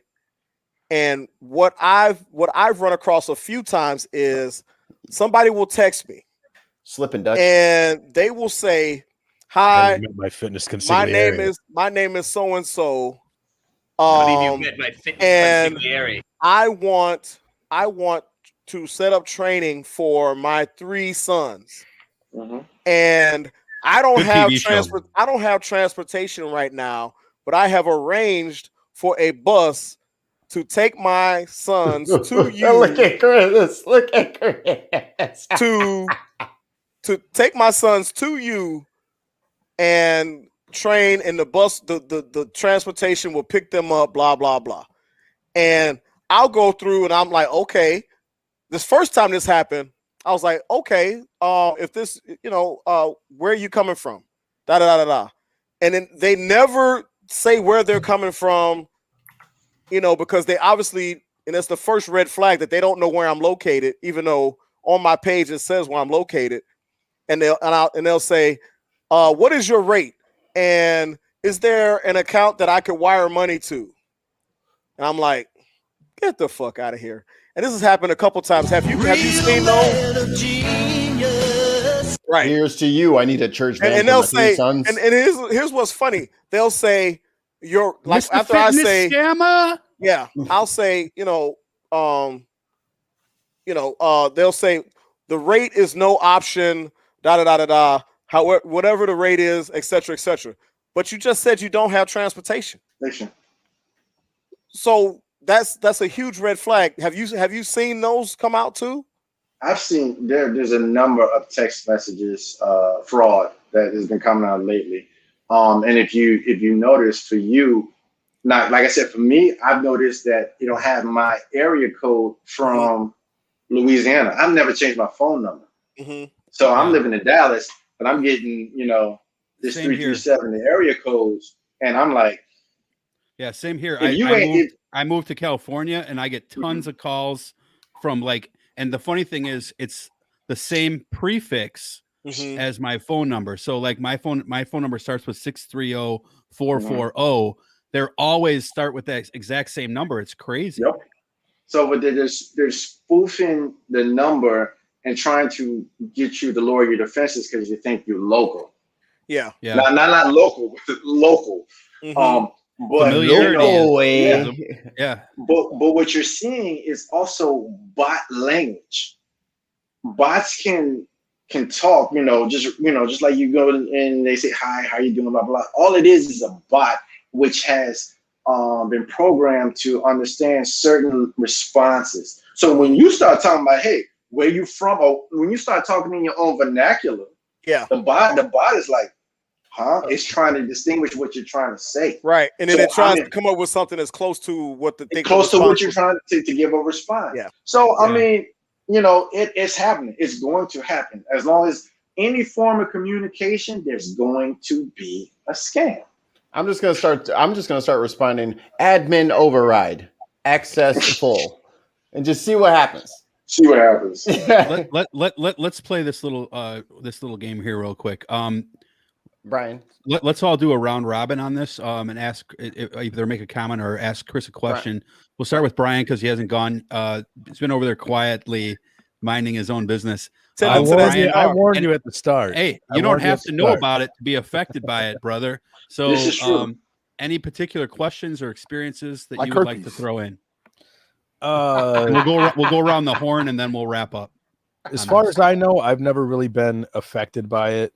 Now, I haven't looked into it at all, but I think one of the shady things about this whole gas pipeline hack thing that happened was like it came out that, well, it didn't really come out. It's just common sense that, they were ransomwared, and there's absolutely nothing wrong with the pipeline to cause a gas shortage, except for the fact they couldn't bill anybody. So all because of money, this causes all because of, I don't know if you want to call it greed, or I guess you could say, they have a right to expect their money, but to cause such a shit show because a lack in payments for a couple months.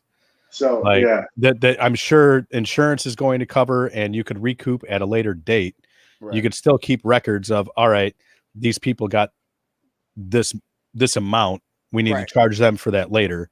But everything's getting held up due to money, not because of any physical. Right. So they didn't shut down.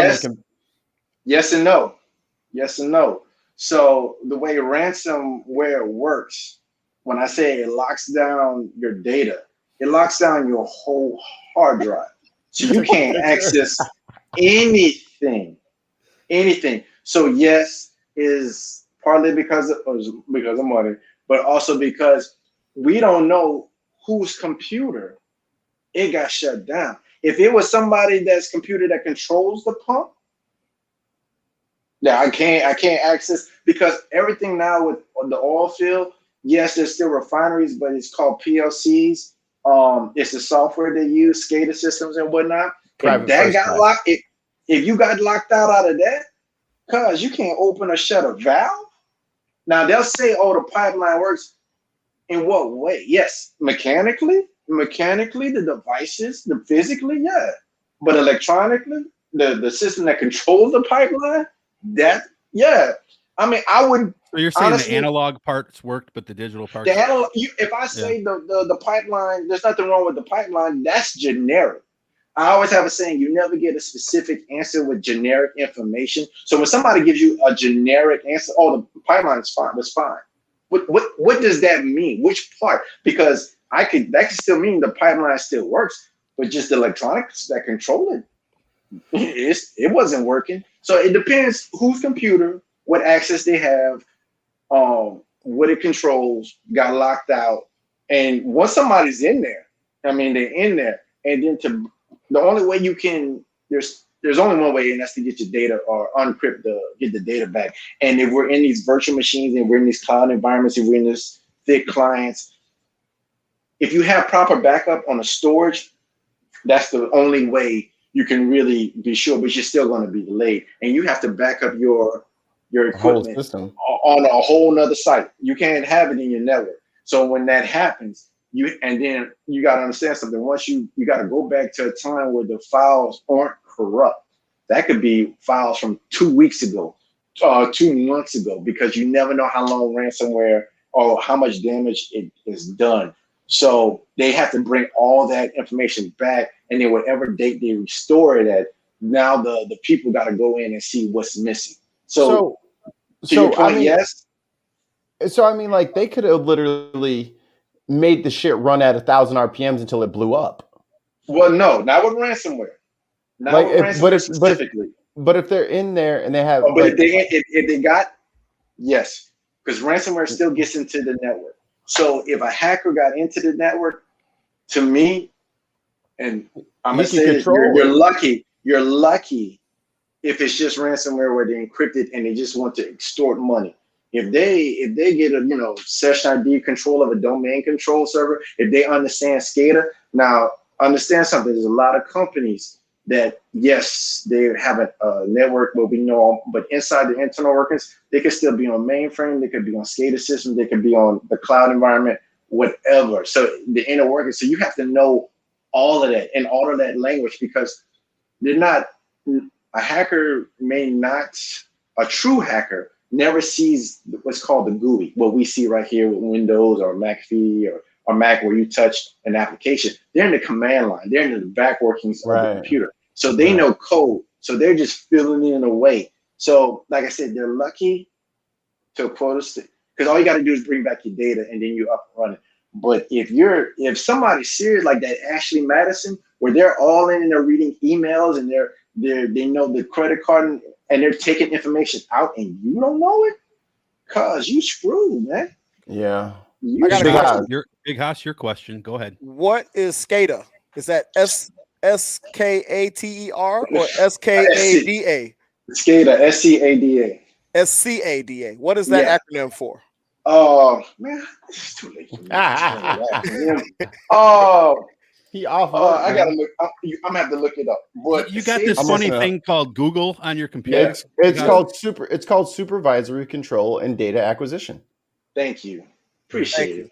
Man, y'all need to pay him. Y'all need to pay him extra. I've been saying the black man. We try to, but there's malware in the system. There's muchware in the system. Yeah, but there's appropriatorware in the system there. But Delvin, what's up? It's a type of protocol that they use for these oil field industries and whatnot. So. Oh, it says going on here. It says SCADA is a system that aims to monitor and control field devices at your remote sites. PLC. So yeah. Whoo, they could do some damage. Whew, yeah. I have an interesting question for you, Chris. Yes. Let's do this. You set it up like that. You set it up like that. It better be interesting. Get a little bit into politics a bit. Okay. The whole Paula situation that happened, where this whole system got hacked and things like that, and people's information got leaked out to everybody. You cut out on the first part. What was that? Okay. The whole situation with Paula. Yeah. Where their whole system got hacked and all the information got leaked out and stuff like that. And now they decided to bring Parler back. Mm-hmm. How can they, based off of everything that happened with that, how can people trust that app again without thinking that the same thing's going to happen again, without that whole system? Because it's a safe completely space. Changed. Free speech.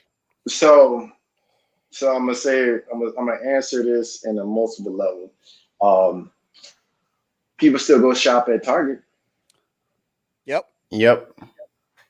So we live in a society, in a culture where stuff like this happens, and we get desensitized. We no longer take it seriously. To it. Yeah. Yes.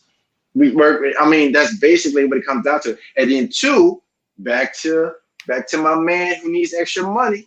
What he said, who's the number one type of people that are getting hacked, and what app would they use? We've used the sound bit, fake news and all of this. People believe you are fake news. Yes, people believe what they want to believe in the absence and the presence of evidence. You know that this app has already been hacked. Oh, he preaching. But it's coming back. Oh, so my app is coming back. I'm sure it's better. That's human psychology. Yes. Because I know that's why people go back to husbands who beat their ass. You know what I mean? That's not the same thing. That's not exactly the same thing. Well, you say that all the time, but the point of the matter is that people get comfortable with certain things in their life. Okay, it's the known versus the unknown. I'm sorry if it's inconvenient to you, but people get comfortable with shit, and they go back on me. They go back to shit that's comfortable to them. It's like it could be anything. You know what I mean? Like but also too, Parler speaks to the inner self. Yep. This is what I connected with, and now it's gone. So it's coming back. I can connect to it again. No matter what it's saying, no matter if it's true or not, this is what I identify with. So if I identify with it, I want it. It's part of their identity. Because everything I read about that app seemed like it was put together by a stack of crayons. Yeah. like nothing on that app worked right, and it seemed like it was easily hackable. Yes. And they just put it together and put it together. They put it together because they wanted to get their message out quick. You know, I want to send this out.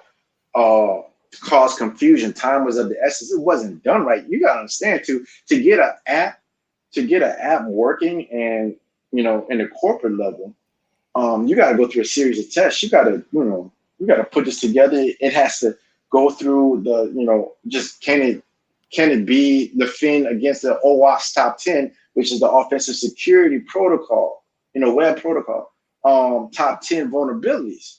If you just throwing it out there in messy code and you ain't coded right, probably you got a whole bunch of issues. So would they call someone like you or someone like with who you work with to come test it? Like if I want to launch my website and then I wanted to make sure that there's going to be some commerce on there, or it's going to be a social media platform, should those companies reach out to firms to they have firms? Yes. Try to hack us, find our holes, show us how to patch them up. It's out there already. It's kind of like that. It's kind of like there's that. There's a couple of companies. Bug bounty. They have a bug bounty program. Certain companies will put it out there and they'll let people just have at it. Let them know what they find. You have to write a report. You really have to go to due diligence. Some people offer money. Some people offer discounts and stuff. But bug bounty programs, yes, it's out there. Yeah, a lot of people. Some people make a lot of money off of that too. Mm-hmm. It's kind of like that movie with Sylvester Stallone, where he was a person. Judge Dredd? No, I was thinking that too. No, I was thinking over the top. He was tasked over the top. Rocky? No, he was tasked with going undercover as an inmate in prisons. Oh yeah, and breaking out. I think it's called escape or something like that. Breakout. Escape. Yeah, there's escape. Yeah. Mm-hmm. So that was kind of like that, and then somebody tried to double cross him, whatever. But yeah, his boy. And then that's like that movie with not the popular Helmsworth, but the other Helmsworth. He was in a movie called Black Hat. Oh yes, he was in a movie called Black Hat. No, that's what Chris. He's not coming on the show now. God damn it! I had him booked for next week, Haas. Man, everybody catches Liam Hemsworth. He was coming on next week, and now you fucked it up. Real quick, that was Chris. I didn't know it was Chris. No, we had Liam. I thought it was Liam. No, it was Chris. We have voting stuff that's been obviously in the news. Mm-hmm. In your opinion, and I know that you probably can't give a concrete answer on this, but in your opinion, would it be safe to vote completely online? Yes. Okay. Thank you. I'm glad to hear that. Really quick. Can you explain? Can you explain why it would be safer to do that than it would be maybe, in the light of everything that's happening? Okay, so let me put it this way. Okay, so we know certain agencies had the issues, but student loan payments, you ever hear about them getting hacked? Funny that. No, nor the IRS. I wish they would hack Navient. Cyber criminals, you need to take Sally Mae down. Please. Take her down. Erase joint. So I second that. I second that notion. I and millions of people pay our taxes online. Mm-hmm. Right. Yeah. Mm-hmm. I trust the money is gonna make it there. There is IRS related frauds, but it's like there's IRS related. Yeah. Where they're cloning the website or spoofing the website to make people think they're filing their taxes. I've always said that. Yeah, but the name of that movie was Escape Plan, and then there was and that was 2013. Did you know that Escape Plan 2 came out in 2018? Yes. Yeah. Damn. Yes. They made a second. They made a second one. They unescaped. And 50 Cent was in that movie as a hacker. Wait, Yes. so this motherfucker escaped from jail, then went back? All right, I'm It done. goes to a I'm different out. jail, man. But I wouldn't do that no more. Why would I do that? You can tell he wasn't black. He stayed from what's jail right. and going back. I need you to go into she. Yeah, I'll be What there. about Yeah, what I'll about be like? there. Did you watch Black Mirror? Yes. No, I don't. I never. Okay. No, I've never watched So- that. Oh So man, I'll you ju- missed out. I'll just I'm make good. this. I'll just make this simple. Like there's a lot of really fascinating stuff that I've been like watching videos about and reading up on with when it comes to AI. You know, like they're coming up with stuff right now where like they'll be able to encode, you know, like the electrical signals in your brain and like maybe You keep talking about you Tesla? alive in a way. Yeah. Yeah, Tesla, and then I think there's 2 companies doing it, but they want to like make you your brain at least immortal. But then there's other stuff that's more low level, where like, you know, the eye cameras, like we're in Black Mirror, and some of the technology out there. There's so much fear and skepticism of that stuff, and I understand the skepticism. I'm naturally very skeptical of almost everything, but like, are those fears justified, or is that like, is that something where you think that the technology would be secure enough where you could have you know, all of your data in your forehead, like the mark of the beast? Because of course the Christians will say that's what it is. One, you're entitled to feel how you feel. Two, the issues, the principles behind it are good, but people have a right to be skeptical about how it's going to use, not the principles, with the you know, the ideas behind it, helping Alzheimer's, increasing you know, the brain capacity, the camera that can help you decode stuff in your informed country. Yes, but technology will always be a double-bladed sword. Do I feel that it's going to be Terminator 2 and Judgment Day going to come out? Skynet. People, okay. 2000. So I can't let you do that, dude. recently been trying to understand more AI as it goes on, and there's a lot of calculations. Computers don't think, they calculate, and this is why the Tesla self-driving car still has issues. I mean, I don't know if I can say it, whatever, still has issues. It's making calculations. It's making people. Yeah, but safer than people. What somebody once told me is that the computer still can't do a human brain. Like, you know, the computer in a self-driving vehicle can't distinguish a child between a big rock. Yeah, right. And it also has trouble with black people too, for some reason. Yeah. So all that being said, me and my baby are definitely getting that new Tesla that comes out. That's under 30 grand. If I could under 30 grand. Oh, the S though. No. What's the SUV? The X? Oh, I forgot. I want the Model X. That's the Model X. I want the X. All I can say about Tesla is I've been to their plant up in the San Jose area. The company I work for has a contract there, and we have NDAs, so I can't say anything but this. Fucking unbelievable. I've been told that. Like it is just the most crazy, awesome facility. It's unbelievable. Yeah. So what you're saying is that it's run by aliens. Absolutely, yes, that Absolutely. too. QAnon and the reptilian aliens. That's exactly the reptilian. Yes, the reptilian. You got to be specific. They use the blood of infants to charge the batteries. That's exactly correct. See, it's not the Greys. The Greys are benevolent. It's the reptilians. It's the reptilian green joints, like V. Hold on. Did you just say the blood of incest? Infants. No. Infant. No, but the incest. I'm sorry. Hold on. Not better. They use the blood of infants. You've been mind fucked before? I'm just gonna go out. Question, Mikey, go ahead. I'm just gonna go out on a limb and let you guys know. There's a documentary out called Men in Black. Told me everything I need to know about the aliens. That's a great documentary. Will Smith and Tommy Lee Jones are actually agents. It's in 3 parts. That and Jeff Goldblum's character. I mean, we could literally beat the aliens by sending them a virus, right? Like an Independence Day. A computer virus. Right. A computer virus. No, all we got to do is send them TikTok. They'll leave. Yeah, for real. Well, Trump's going to shut it down tomorrow. But I mean, but it's not. But Star Wars, well, actually Star Trek. If you go back, a lot of in the original Star Trek, a lot of the stuff that you see there was science fiction, fact now. Doors opening by themselves. Hey, computer. Impossible. I mean, Alexa. Siri. Yeah. Alexa. Siri, Alexa. All right. I really like Alexa. I got one more question. One more? Okay, I got one more question. He's stealing another question. Appropriate. Go ahead. Now, Chris, there's a popular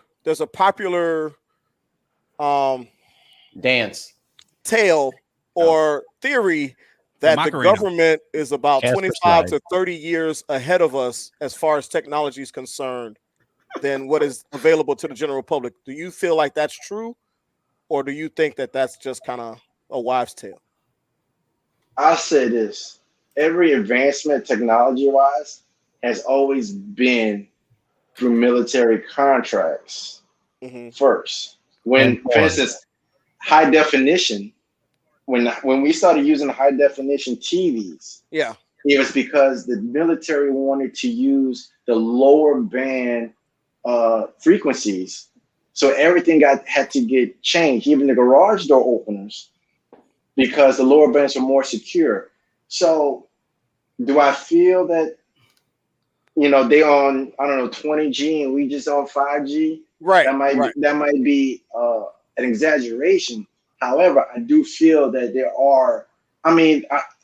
Wouldn't you want your military to be more advanced than normal society? Right. I don't know about 20. I don't know about 26 times more advanced. But look at your cell phone. There's more technology in that which came from and the spark for the advancement of technology. Look what happened. All started when we started going to the moon, trying to get to the moon. The advancements that came out of there. So I do feel that the military, because they get funding for research. We'll see it, but we don't. Do what you want to do. just imagine if the dudes on January 6th had all the technology of the government. Yeah. Conspiracy theory. I do feel that even with cyber security and whatnot, our government, and this is just because of what we do in normal cybersecurity, is called honeypots. We put something out there to see who's trying to attack it or grab it. I do feel in certain areas that, the information that's out there, you're trying to see who wants what. It's just information gathering. And I feel that any information that's super critical is not tied to a network. You can't get it from remote access. How crazy would that be? That makes sense. Yeah. That makes sense to me. Well, this has been pretty fascinating. Chris, we appreciate it. So give us real quick, wrap this up, put a bow on this for us as we move on. Give us the two biggest tips you have for people to stay safe from cybercrime or from fraud in general. Never trust anything. Never trust anything. No email, no friend request, nothing that's out of your norm. Always verify it. If you get a text message about something with your bank, look up the number, call it yourself, do it yourself. That'd be number one. And number two, just really trust people to be themselves. So if you don't know somebody, don't trust them. So which goes along with number one. So that's the I should say the number two is just to educate yourself on what you don't know. If you're worried about cyber fraud, just Google cyber fraud and the steps you can to take it. If you're worried about phone fraud, just educate yourself and understand you're going to be drinking from a fire hose. So take it a couple steps at a time. You got identity theft with Experian and all of them, so you can get identity theft. So just take it a step at a time, and if you got any questions, find your local cybersecurity expert and ask them. Yeah, we're gonna put Chris's phone number in the show notes. So if you guys have any questions, and we're also putting the password to his Hotmail in there. You ever notice all those? You ever notice all those Netscape phishing account? Yeah, You ever notice those phishing sites when you land on them with the fake, like companies and like especially for like insurance and charities and stuff like that? They always have cute little white kids on there. Never kids of color. It's always white kids on there because we want to help. Because criminals is racist. Yeah. Yeah.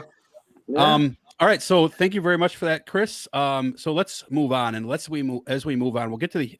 Let's do this. We're going to talk about Delvin's show. Before we do that, and then we got a humidor to do. You almost had a cigar, man. Yeah, we're going to do a double humidor. So real quick, let's do the game first, though. Let's play our second game. In case anybody has to jump off, we'll do that first. I'm not we play a game. I gotta jump off. We play a game on this show. It's called Prank One,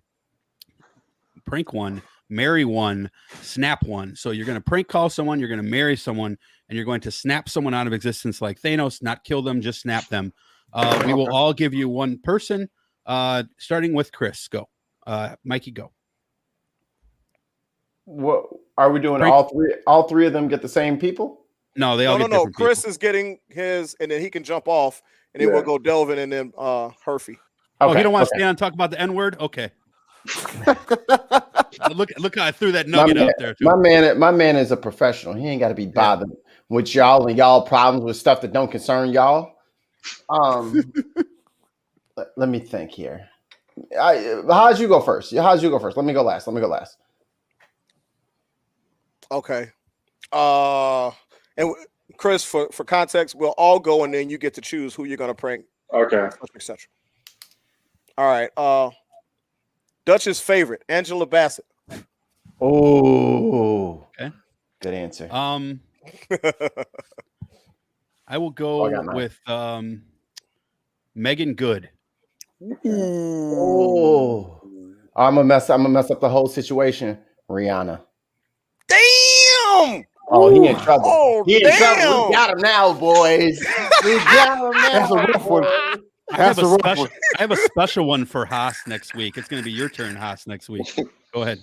Oh, right. God. I'm marry all three of them. Who you pranking? Who you snapping? You know I'm a Blorman. Who you marrying? And you can't cheat.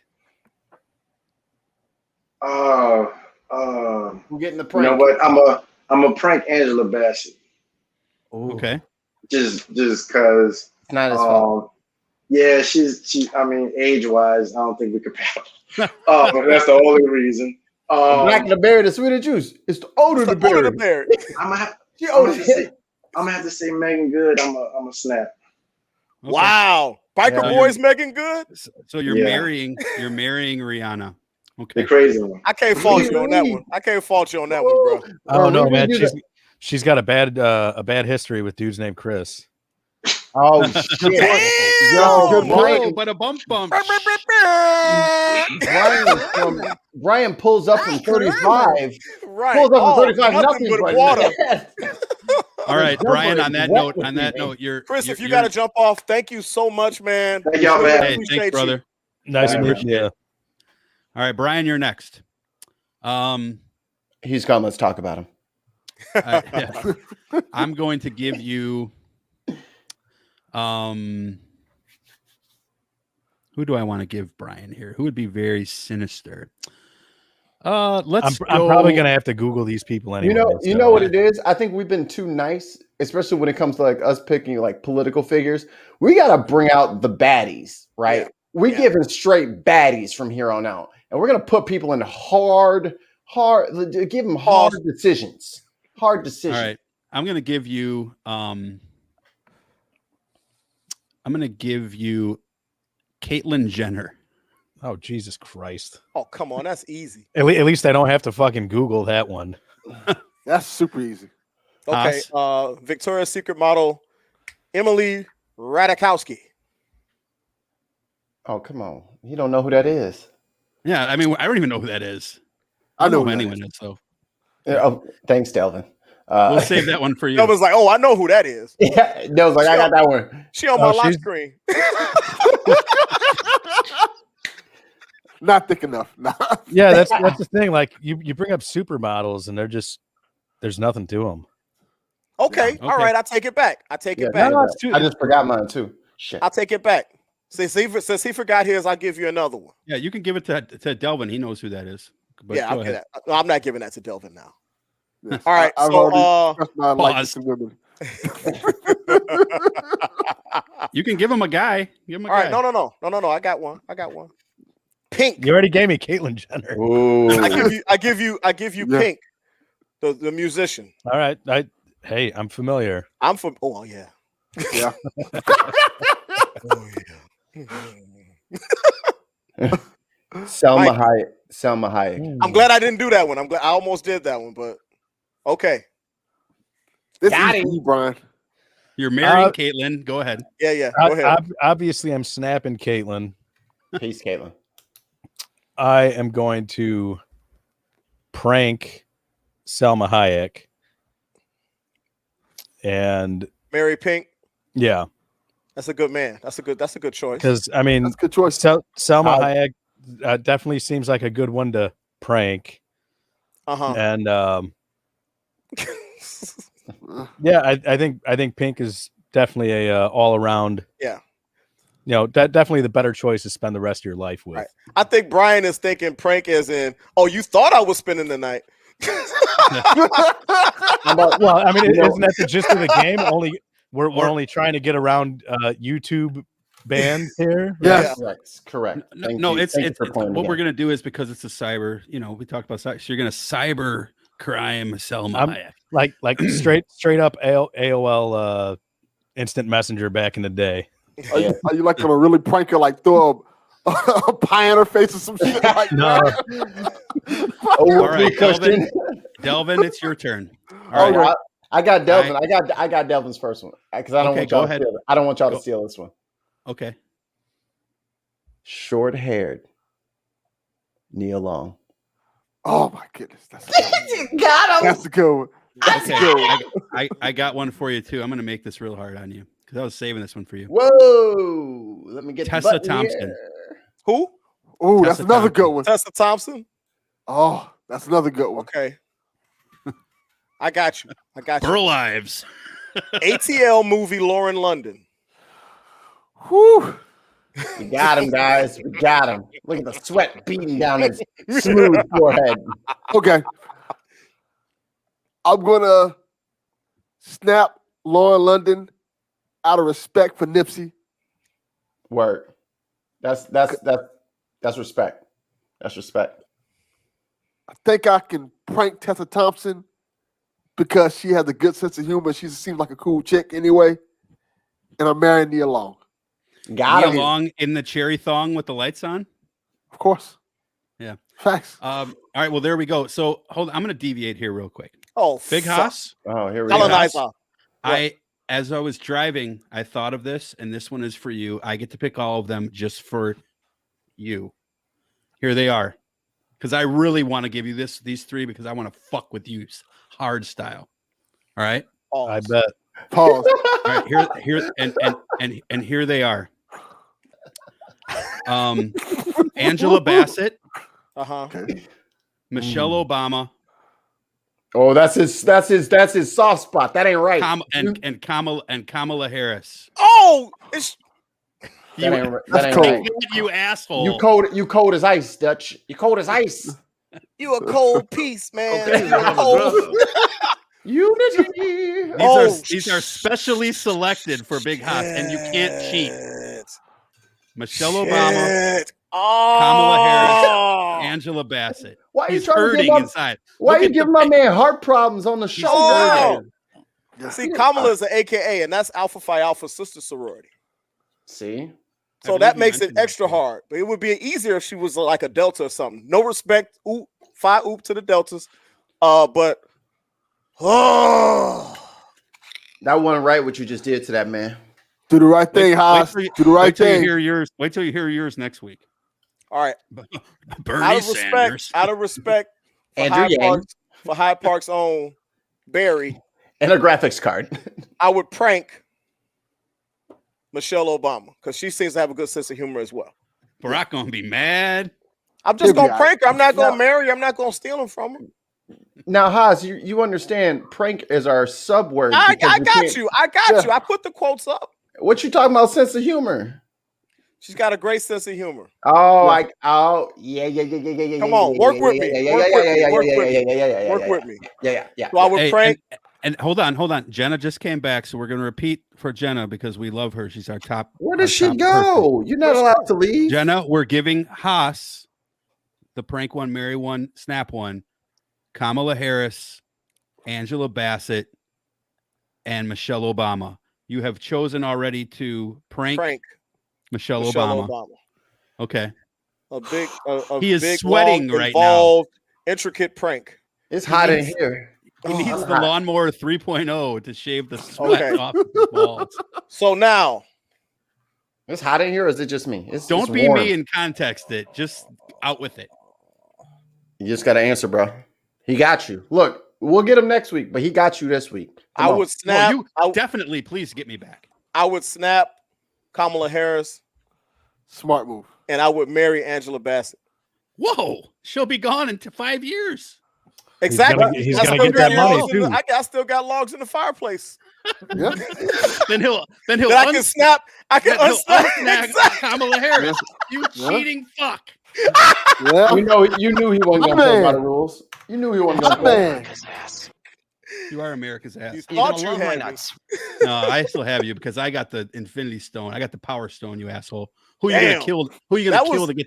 Who are you gonna kill to get the Soul Stone? That was Who tough. are you gonna kill to get the Soul Stone? Huh? You can't get it. Oh, I'm not killing anybody. Fuck the Soul Stone. I'm not gonna do it.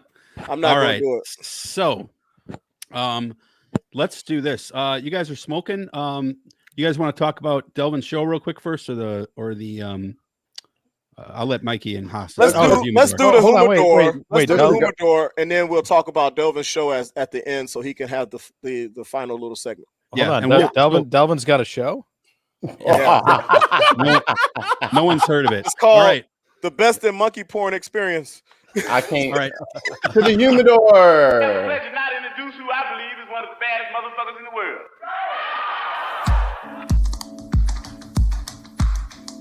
Welcome to the humidor with Big Haas. Find out what Haas is puffin' and drinking today.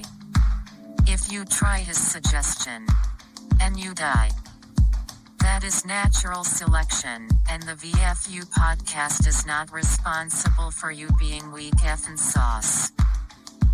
Now, the one, the only, Big Haas. I'm not on drugs. What up, y'all? Welcome to the humidor featuring your man, Big Hassan. What you smoking? What you drinking, big man?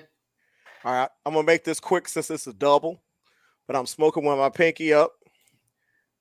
This that I'm smoking right now is a soft box press, Padron 1964 Family Reserve 45 year. So if you add 45 to 1964, you get 2009. And guess what? This cigar was the #1 cigar by Cigar Aficionado in 2009.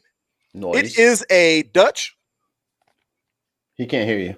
It's Dutch. It is a Nicaraguan Puro. That means the wrapper, the binder, and the fillers are all from Nicaragua. Correct. What I'm puffing on is the Toro 6x52. Okay, they call it a Parejo, but it's basically a Toro. Okay. I've always thought you were a real Parejo. Okay. The color is it got a nice sheen on it. Real smooth, not too veiny. Pause. I did a double punch with the matchstick instead because I couldn't find my punch, so I used the matchstick and did a double punch. And that's just to improve the draw, but not.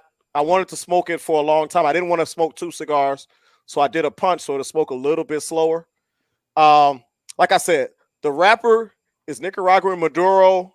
The binder is also Nicaraguan, and the filler tobaccos are also premium Nicaraguan leaf. This is a medium, but it has a little a splash of fullness on it, just a splash because of the spice. It's definitely spicy. I paired it with, you can't see it up there. Up above the brick is Heaven's Door, double barrel whiskey. That's what I paired it with. I also had some water so I could get a couple of different types of profiles from it. And then I finished off with a little bit of Coca-Cola to see if there was any sweetness to be gleaned from it. And the Heaven's Door, the whiskey, definitely brought out a little bit more spice, a little bit more of the woodsy note, kind of a cedar, maybe. As I was reading the review, it says something about it being a subtle floral note, but obviously my palate isn't there yet, and I don't really get that, you know. And I like my lilac bush in the backyard is bloomed, so it smells real good back there, and I love that smell. But I've seen that. Yeah, I don't get any. I don't get that from it. Now, when I drank the water, I got more earth, and I still got the spice, which was very interesting, because usually sometimes water kind of mutes things, but the water cleansed my palate out, and then I would take a puff, and the spice was right there, almost it was like a strong spice, almost peppery, but really interesting with water. I didn't get as much cedar. Are you guys though. Smoking the same cigar? No, that's a negative. No, okay. Negative Ghost Rider. And then the pattern is full. With the Coca-Cola,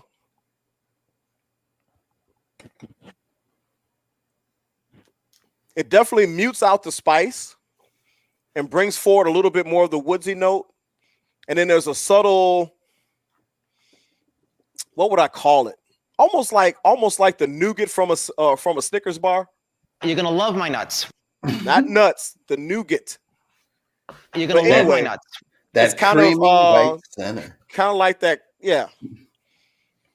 Like a bullseye, like a Three Musketeers, almost like a Charleston Chew. That's marshmallow. Remember those? That's marshmallow. Is that marshmallow? Yeah. Then that might be what it is. I was thinking, but it's definitely sweeter when I drink the Coke with it. This cigar is pretty expensive. I got it at the Torch, and the owner was like, "Try this," and I looked, and it's like a $45 cigar. But whoa, yeah, pretty expensive. That's what they call a come up. Mm-hmm. Started from the bottom, now we're here. But on the leaf meter, if I had the means, I would buy a box of these. I would buy 2 boxes of these. So make sure you guys go to patreon.com/digonamerica to support your boy. Let's get Haas a box of those bad boys. If you got a cigar, make sure you leave a note saying this is for cigars. Yeah. Yeah, not for So I give this 4.7. And I knocked 3/10 off because as I progressed through the cigar, I did have to relight it. Like right now, I've only been talking for about a minute and a half, and it's out again. And I've had to touch it a few times after I passed the halfway point. So, you know, I knocked off for that because I was really enjoying it, but you know, to have to relight it, then you're risking charring the tobacco and fouling up the flavor. So 4.7 it is. You're at the end of the cigar, though. That's to be expected. Yeah. But there's some cigars, man, I can smoke it all the way down to my fingers are burning. Oh no, I trust me, I know. That's I got the nub tool, you know, for such occasions. Right. And for the first time ever, I think, ladies and gentlemen, we're going to enter a new space here. Welcome to the Herf Zone. Oh, I like that. That's a nice addition. The there. Herf Zone brought to you by Dig on America. Big balls from the Herf Zone. That's I'm not excited at all. I don't review cigars for the most part, but earlier I had a not as fancy as Haas, but definitely not a backwoods like he was anticipating. It's not a Russian cream. No. It definitely was not a grape white owl. Earlier I had the damn mind. I'm going with the Crown Head theme tonight, and earlier I had La Imperiosa, Corona Gordo. That's always a fantastic smoke, more on the full side of the spectrum. It's a skinnier, it's a Corona Gordo, so it's skinnier cigar, you're going to get more the wrapper than you would with a Toro or Robusto. Now I'm smoking a Crown Heads Headley Grange Black Dog. It is a Toro, 6 1/8 by 50. Wrapper is Connecticut Habano Maduro, and binder and filler are both Nicaragua. So it's got Nicaragua. It's got a bit of that Nicaragua spice to it. The Connecticut mellows it out just enough so it's not overpowering. And I'd say it's a solid medium full. Okay. What do you think for a rating on that?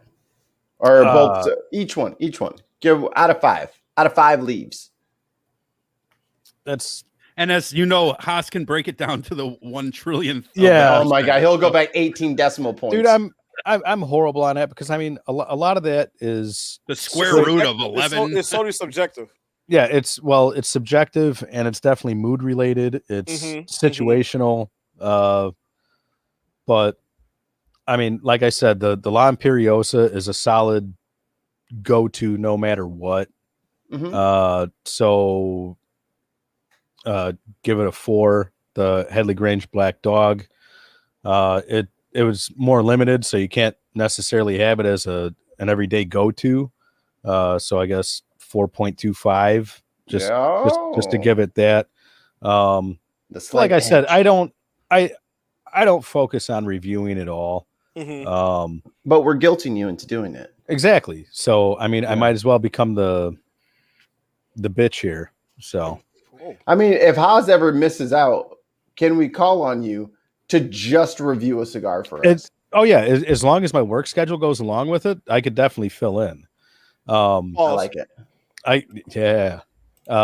could definitely, he'll fill out his underwear for him, no problem. Yeah, he'll be our fluffer. No. Yeah, I definitely draw the line.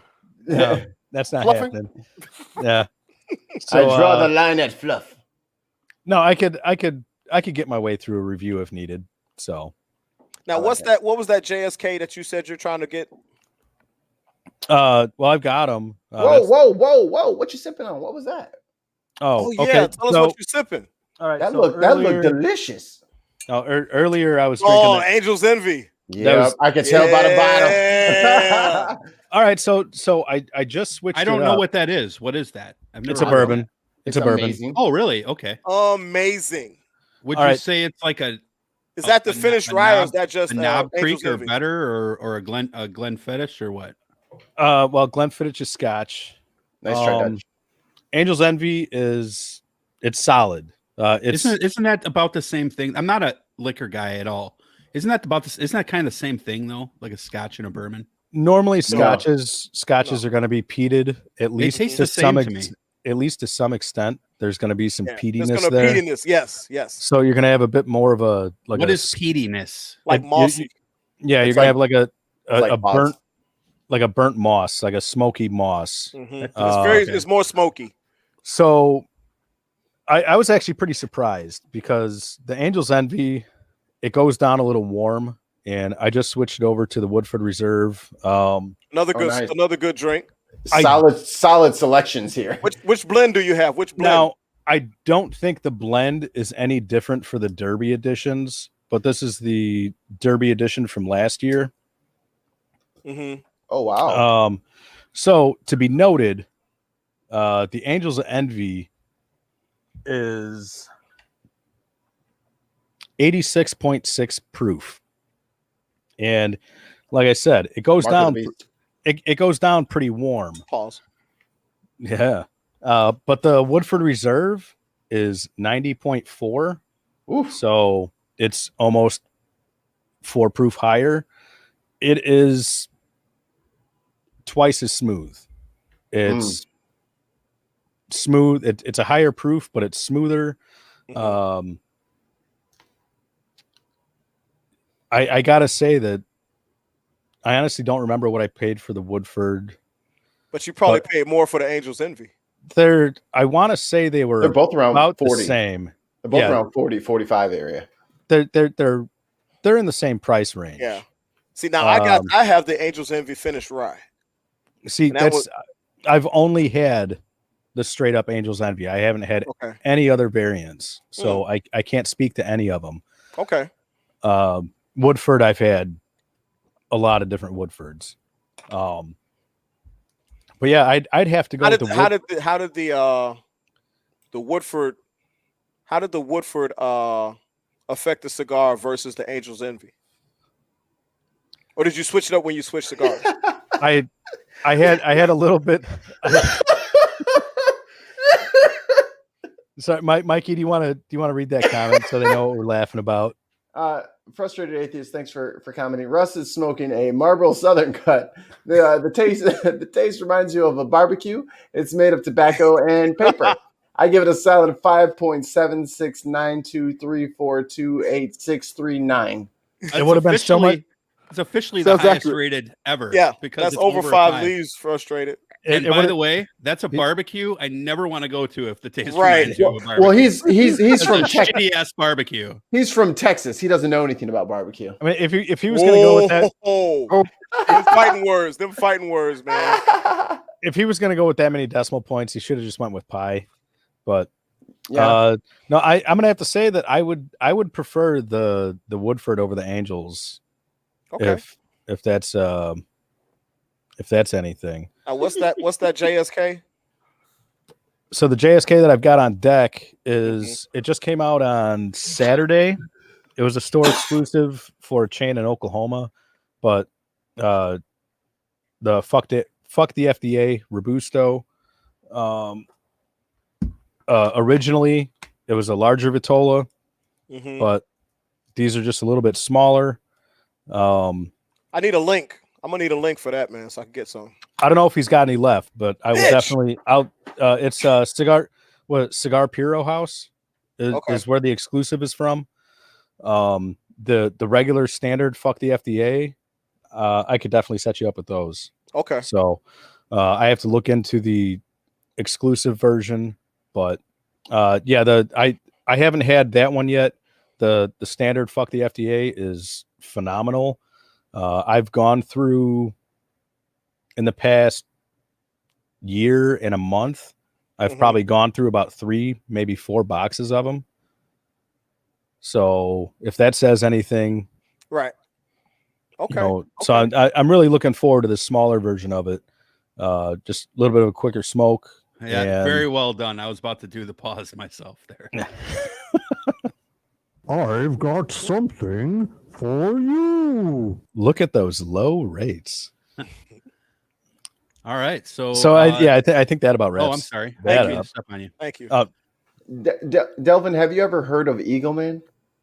I've never heard of any of this shit. Okay, I will show you. I mean, I don't want to play it on the air, but once we're done with this, don't leave. I'm going to show you the Eagle Man commercial. It is literally rated the worst commercial in history. Okay, so just like I'm sure you have shitty local insurance commercials down in Miami. Like I don't know if General is nationwide or not. Yes, it is now. It is okay. Now. All right, so think of a General commercial. Yes, but 10 times worse. It's the done on a camcorder. Yeah, in the I think it was in the 80s. Maybe it might have been the 90s. But it's the early 90s. No CGI. Dude in an Eagle Muppets costume with the General at least uses Shack. Yeah. Yes. And there's 2 girls talking. Yeah, and Eagle Man. The best celebrity that they do you have insurance on this car? The best.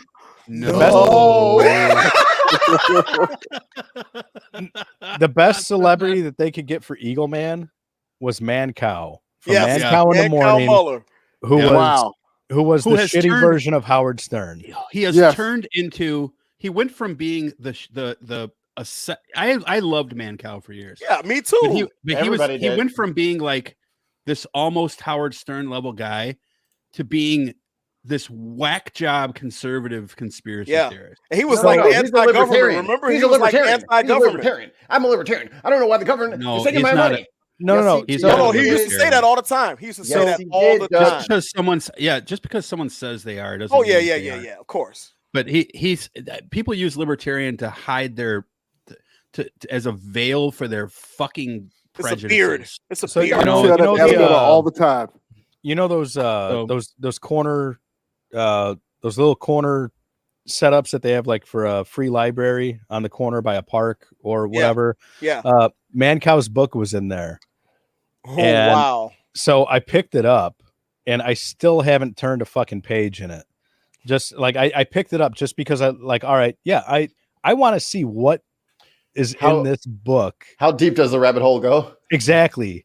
And I still haven't been able to bring myself to open the fucking thing up. Yeah, and he was on like he claims that he had an opportunity to go to XM radio when Sirius Radio went to when Stern went to Sirius. Yeah. And like I think he's just totally fucking lying, but he's like, "Oh, I want to stay with the people." I mean, but I love the guy. Like I loved him I listened to him every morning for like 10 years straight. He was great in the beginning. I had a Mancow he was t-shirt. great. Yeah, so did I. Mancow's Morning Madhouse on the I Blaze. met him a couple of times. Like I met him like Turd did an event at Wolf Lake. The freak. For real? At Wolf Lake, which is Who was fucking 10 minutes from my house. Who was like pretending to be white? Al Roker Jr. Al Roker Jr. Yeah. I love me some white women. Yeah. Delvin. Yes, that Al Roker. Yes, junior to that Al Roker. Yeah, I was just I'm glad you caught. I was thinking that. I literally was just I don't thinking know that. if he is he really though? I don't I think believe so. so. I think that was just his name. Yeah, I think it was just a gag for the Stage show. name. Yeah.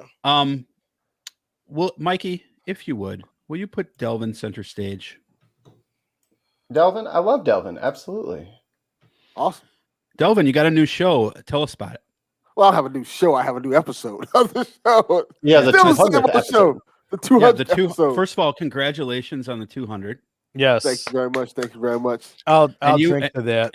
And you are we know you from Drama City Productions. You, Brian. I mean, I just want to say actually both to you and Brian, like again, I said it before, but like you guys, Jock and Nerd, Joe from Pop Culture Cosmos, Cole, Mark Phillips, we've made a lot of great friends on this show, and you guys are both definitely a couple of those guys that I'm glad to have met, and I'm glad came into my life because of this amazing podcasting bullshit. And I just want to, again, just reiterate, we really value those relationships. So we appreciate that. Go fuck yourself. Hold on that note, before we let Delvin take the stage, what episode are you guys on, Dutch? Well, if you count Dig on America or both together? All together. This, I think, is going to be 24 of DOA, which means it's 224. All right. So, as I mentioned earlier, I don't release very often. I believe we started at the same time. I started in November 2017, and I just put out my...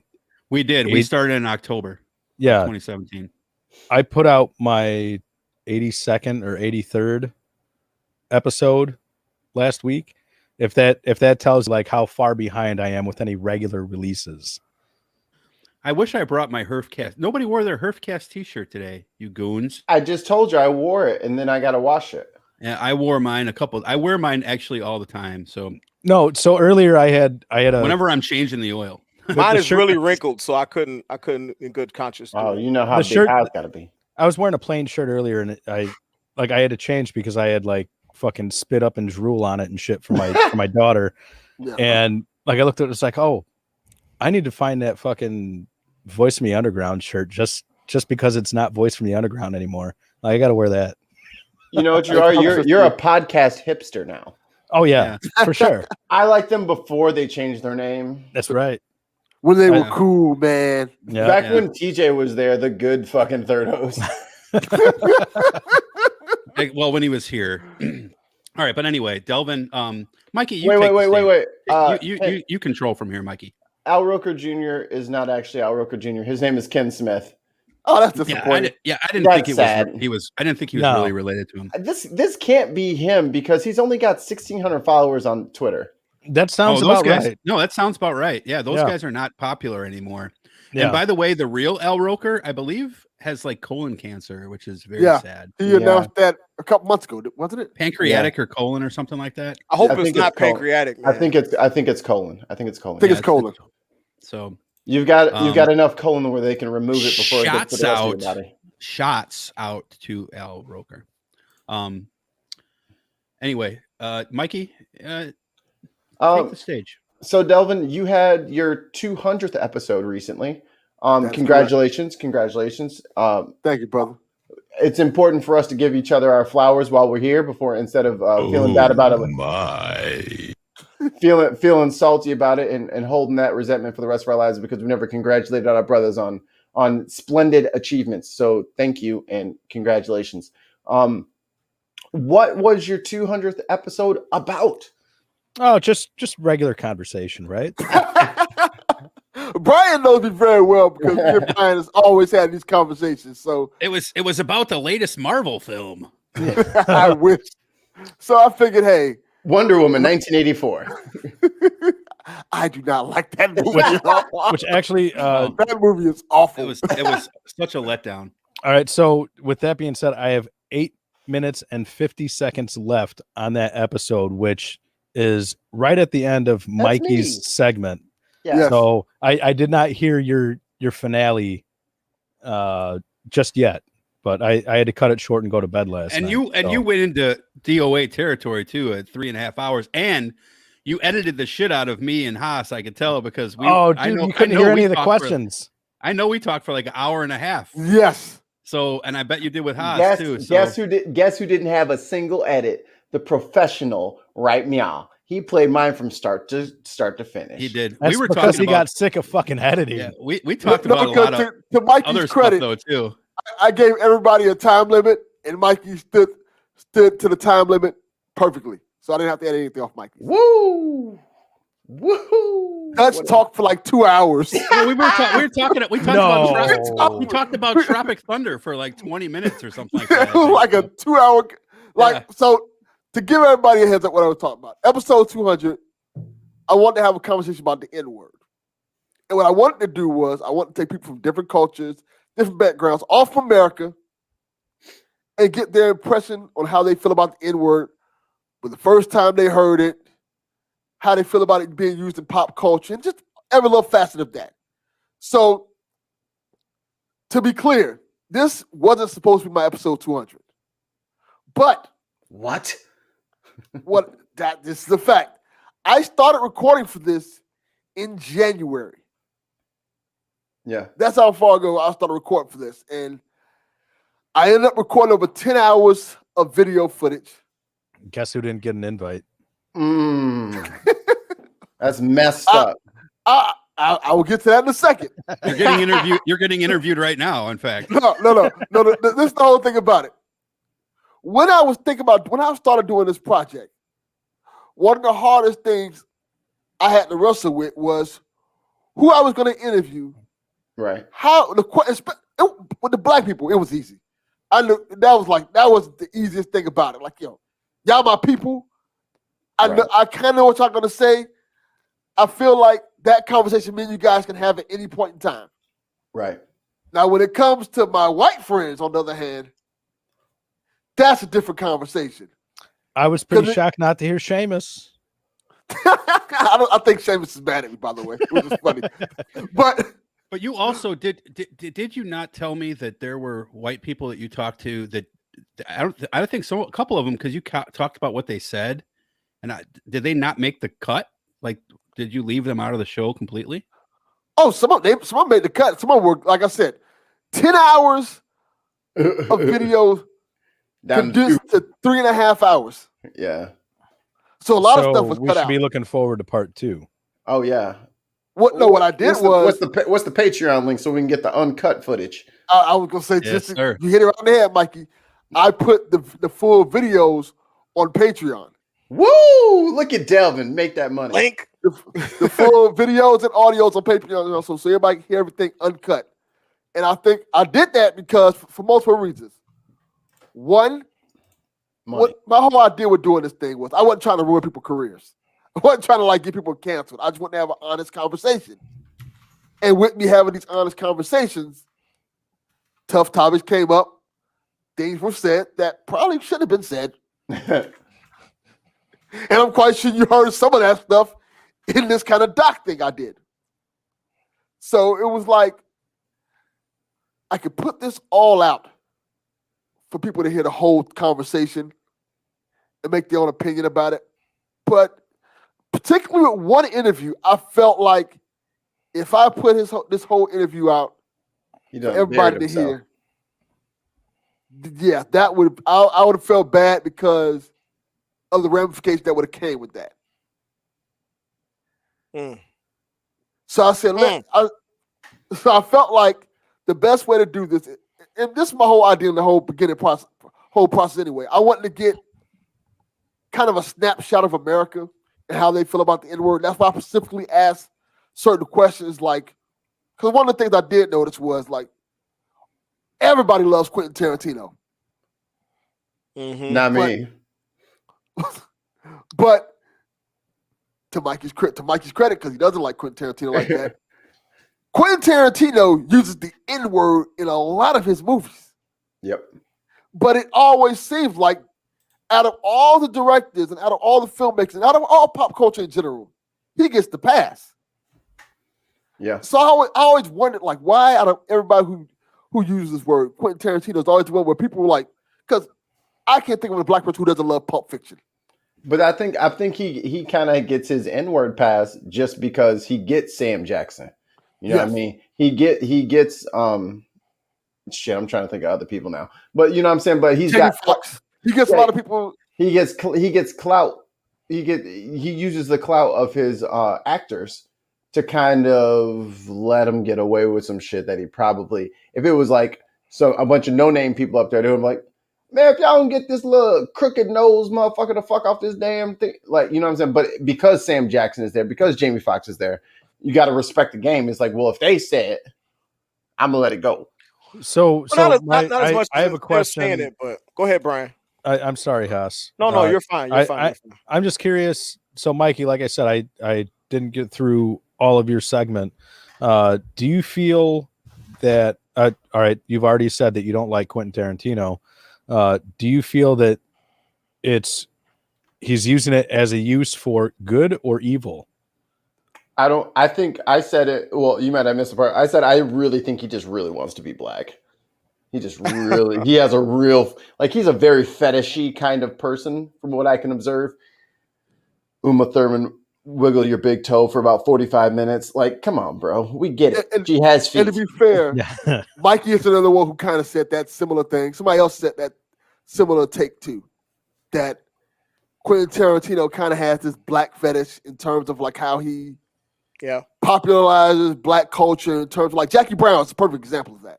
Yeah. Mm-hmm. He really kind of like, he's fascinated with it. And I think because he's so fascinated with it and kind of delves himself into it so much, people kind of give him the pass. Because it's not done out of malice. I think it's done out of as an endearment or a longing for, like he wants to be. So it's weird to me, but I don't think it's malicious. Like he's not fucking what's his face? Kramer. I can't think. Well, David Duke. Yeah, he's not David Duke in it. And shout out to Kramer, yo. Them brothers was giving him a hard time. He thought he was cool for a second. He wasn't. Shout out to Kramer. Dude, I was about to say, how are you going to give a shout out to Kramer, but not Quentin? Kramer got mad and them brothers was heckling him. I get it. I've done things on stage. I get that people can get your craw going, and he thought he got to be better than that, though, man. Yeah, they got him, and then it's like, damn, Kramer. Yeah, that was a rough one for me. I love Seinfeld, so right. God damn it.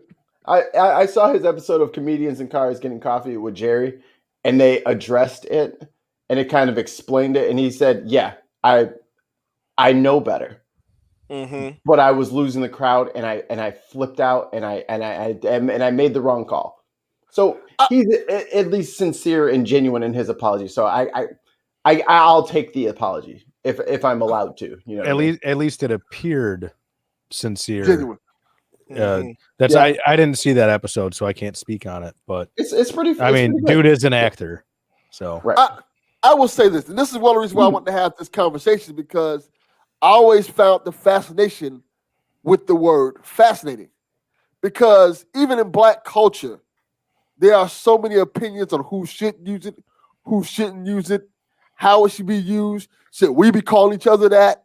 And when you're listening to this episode of the podcast, you can hear it in the podcast. There's a lot of different takes on how people should use it. Like you hear Black people saying, "No, maybe we shouldn't use it," and you hear other Black people saying, "Like, hey, it's our word, our right to use it when we want to use it." Every take possible was illustrated in that episode. Mm-hmm. Yeah. One of the things I did find interesting about this is, I don't know if you noticed this, Brian, but I noticed it when I was recording it and when I listened back to it. Almost, I want to say every white person on there had an experience when they were younger, the first time they heard the word. It was somebody they highly respected saying it. Mm-hmm. And that took effect on how they felt about the word. Like, I think Jody B's, it was his uncles who he loved dearly. Jason, can you touch on who it was for you? Because I remember. Yeah, I know Curtis's mention was his uncle and his grandfather. Yeah, no, he mentioned his grandfather was a sharecropper and used it differently in the way than his uncles did, who was more hateful. For me, the only person in my family I've ever heard use that word is my grandpa, who's no longer alive. And like I said, I remembered immediately on more than one occasion he said it. And there's two things with this. One, like I remember immediately my mom shutting him up all of the maybe 2 or 3 times I heard him say that. Right. So I knew right away when I heard that there was something wrong with what he was saying. And I was probably like, actually, I could tell you that it was in 1983 because the Dolphins were playing in the Super Bowl. I want to say it was the Dolphins and the Vikings. So about 82, whatever year that was, the Dolphins Vikings, I want to say. I think that was Dolphins. That was Dolphins 49ers. It was a couple years before that. It was if I'm remembering correctly, it could have been an AFC championship game, but nonetheless, I was probably like 7 or 8. And I remembered hearing him say the word. My mom immediately shut him up. But the other thing that I remember, I didn't say on the show, is like in later years when I would bring that up to my parents, like my mom would say, well, he mellowed in his later years, blah, blah, blah. And then they would, I had other family members explain it away as like, well, he owned a barbershop and Black people robbed the barbershop. So, you know, that makes it right. That's okay. They kept robbing his store, you know, and it's like, so when I heard that, obviously as like a probably 11-year-old kid, you think that and you're like, oh, okay, that justifies it. And it probably did for me, you know, because obviously I trust the people that said it to me. Right. So, you know, and then you kind of realize after a few years, I'm like, yeah, it's probably not a really fantastic excuse. Right. And like, so it bothers me because it tarnishes the way that I felt about my grandfather. Right. And I think that one of the things that I talked about a lot on the show is like, as the white person's experience with the, you know, how people deal with racism in their own family. I think I tried to make an analogy that probably wasn't the best analogy, but like it's like what I had said was like, imagine like if I found out that my uncle was protesting Brown versus Board of Education. I skip by my own part because I hate watching myself on these videos. But like I only watched mine. Yeah. I watched about 3 minutes of mine. I'm like, I can't take my own. I got to skip past it. But I look sexy. But like people have to make a choice. Okay. And one thing I do remember that I said for sure is like, people have to make a choice. They either have to make a choice to say, hey, I'm going to say that this was wrong. And I don't care if my family hears me say it. And I'm going to stand my ground, because you have to take ownership. Like if you're going to accept, as a white person, if you're going to accept the fact that you were born with certain privileges in this country, you also have to take responsibility for the things that may not have been so perfect, and be accountable for those as well. So you don't just get to do one and not the other. The phone works two ways. So, but like people make the opposite choice a lot.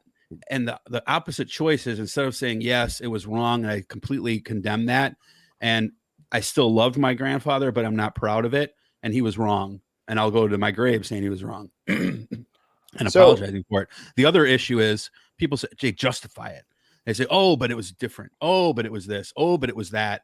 Oh, but it was, he didn't really mean it. I didn't have a racist bone in his body. He just, blah, blah. And the second stage to that second example, I'm sorry for stepping in a little bit, Mikey.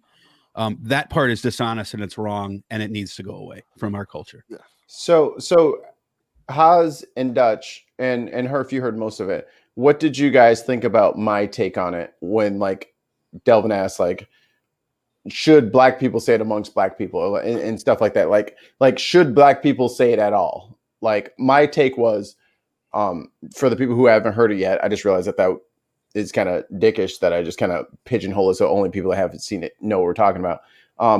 My take on it is, I believe that black people should have autonomy and should have the decision-making tools individually about whether or not they can or cannot say it, or should not say it. What do you guys think of that take? Want to go first? Because why are you being so quiet? Oh, are you on Go ahead. mute? Okay. Well, he wasn't asking me, so I don't say that.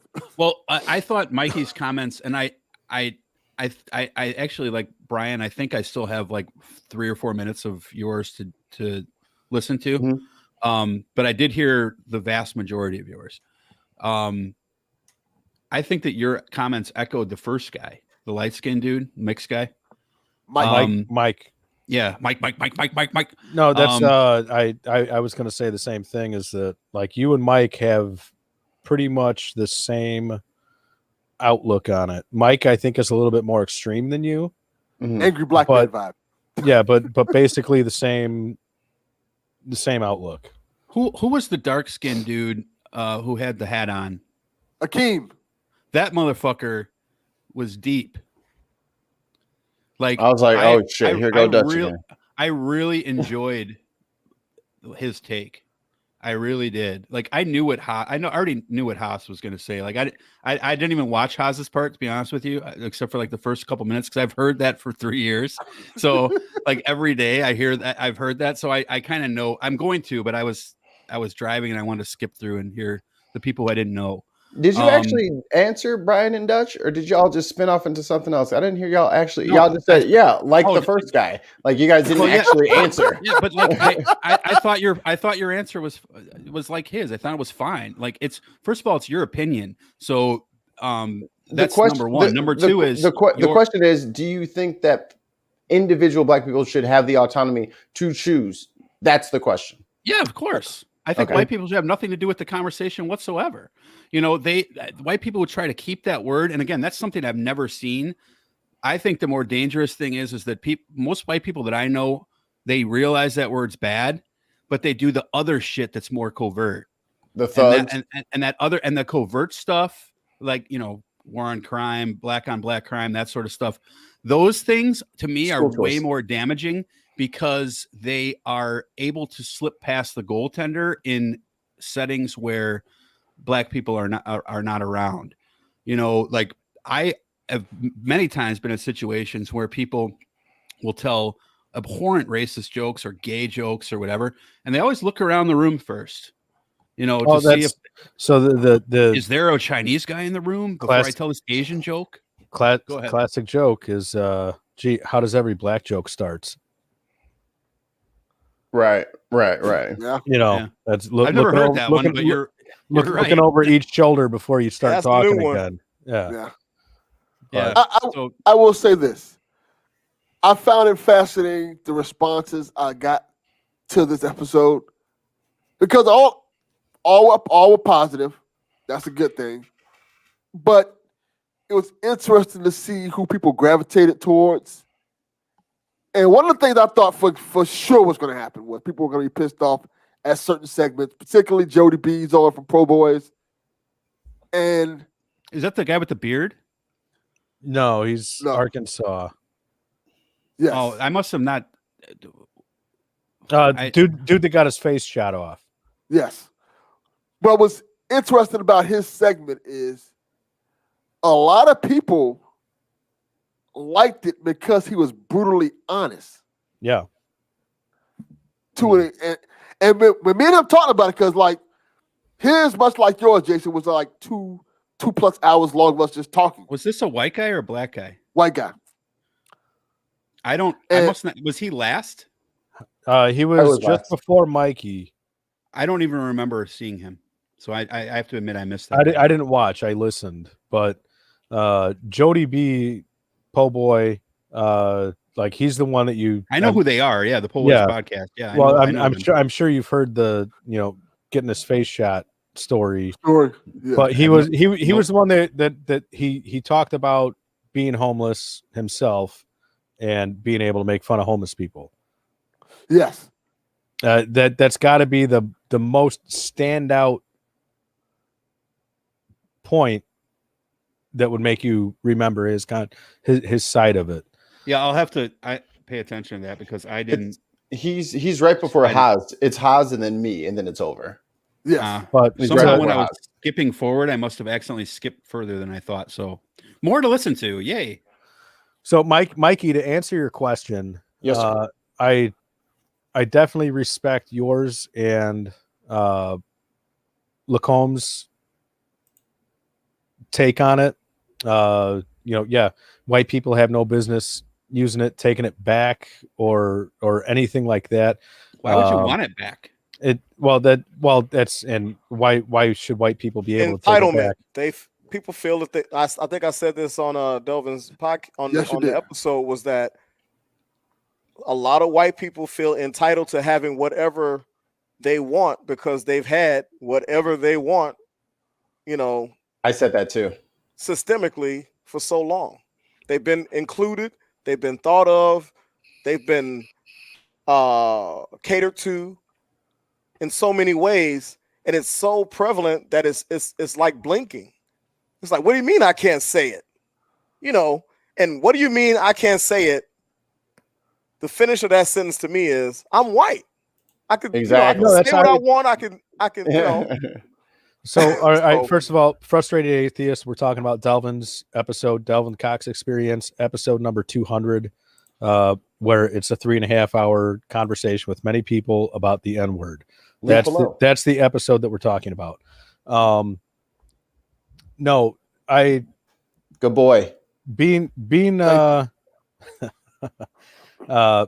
being me, like I'm not going to sit here and bullshit you and say that I've never said it or anything like that. I have in my early years, I have used it in a malicious intent, but I've grown.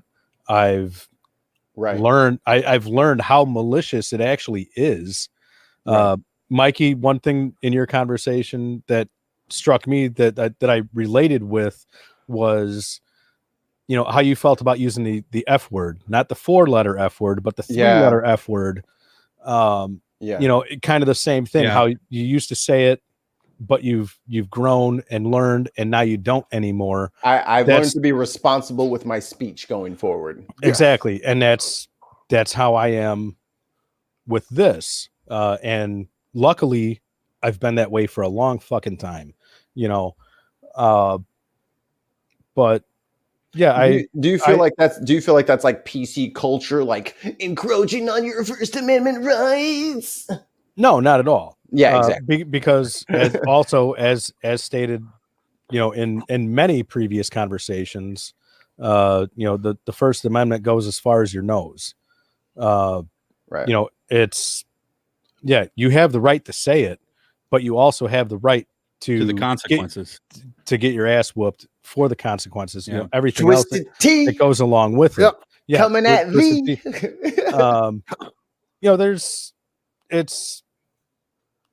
I could see how it could be misconstrued to a point.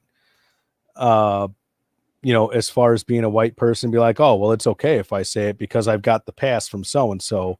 But at the same, like, no, that's not the point. That's not the point that's being made. And that's non-transferable anyway. It ain't exactly. It ain't a bus pass. It ain't a transfer on the CTA, dude. If Delvin gives me the pass, Mikey and Big Haas could still kick my ass. We will. That's Hold on a minute here. Hold on a minute here. I don't think Mikey could kick Brian's ass though. But just side note to that. I'm a lover, not a fighter. I may not kick his ass, but we gonna fight. We're gonna find out. I know. I'm just teasing Mikey.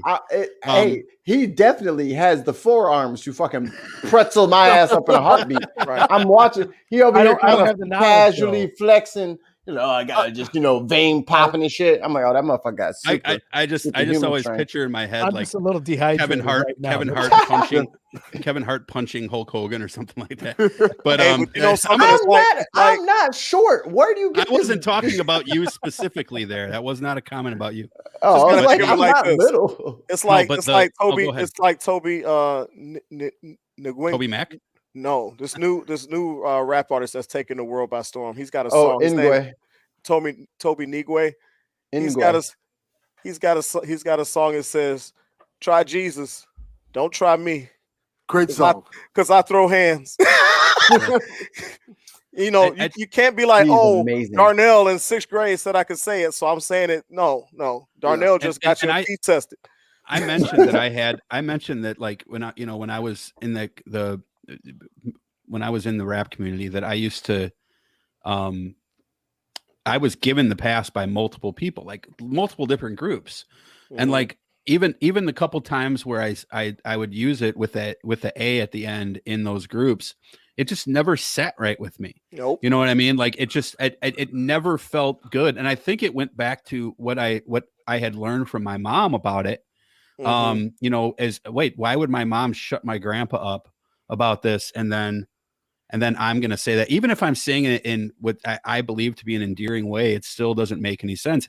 And it was the first word that went through that transition with me, where now I'm at other words like gay. Like you can say gay in a conversation, but calling something gay, like as a substitute for dumb, as a pejorative. Yes. Is it's not good to be used as proxy for something else. Right. So, and there's a lot of other terms with that. Like there's some terms that I think are still questionable, my wife throws around the term wetback all the time, and she's Hispanic, so I suppose she can do that. But then but I find that term offensive. I find the FAG word offensive. I find remember Mike North in Chicago on sports radio? Sportscaster. Mike North used to say Chinaman every show, and he didn't just say it in a conversation. He said it as a hateful old bigoted fuck. Right? And got zero consequences for it whatsoever. And when he did it, I was like, I don't like that. It's so you have to it was the first word that I unsubscribed to. And I defriend you, like taking you off my wall, like the Geico commercial. And I'm always finding that there's more words that and sometimes I don't even have to be told about it. Sometimes I just think about it myself, like white trash, like we talked about the other day, Big Haas, right? Like I think white trash is if you really think about it, it's pretty offensive, not towards white people. It's offensive towards the community that you're demoting the white person to be now in the same community with. Oh, you're not good enough to be white. You're white trash, which makes me the same as who? Oh, non-whites. Interesting. So it's the first word I unsubscribe to. It won't be the last. I don't like the cancel culture that's attached to people using words in conversation. Not that word particularly, but it's something that white people shouldn't even have the slightest desire to keep. But is it cancel culture, or is it just being held responsible? Well, I think I was going to ask that. It depends. I have also. If you said it 15 years ago, and then there's no subsequent history of you being that way, yeah, then I agree with you. Right. But if you said it 15 years ago, and then you've what, been that way throughout your life after that, then guess what? You're being held responsible for being, as Mikey would say, irresponsible with your speech.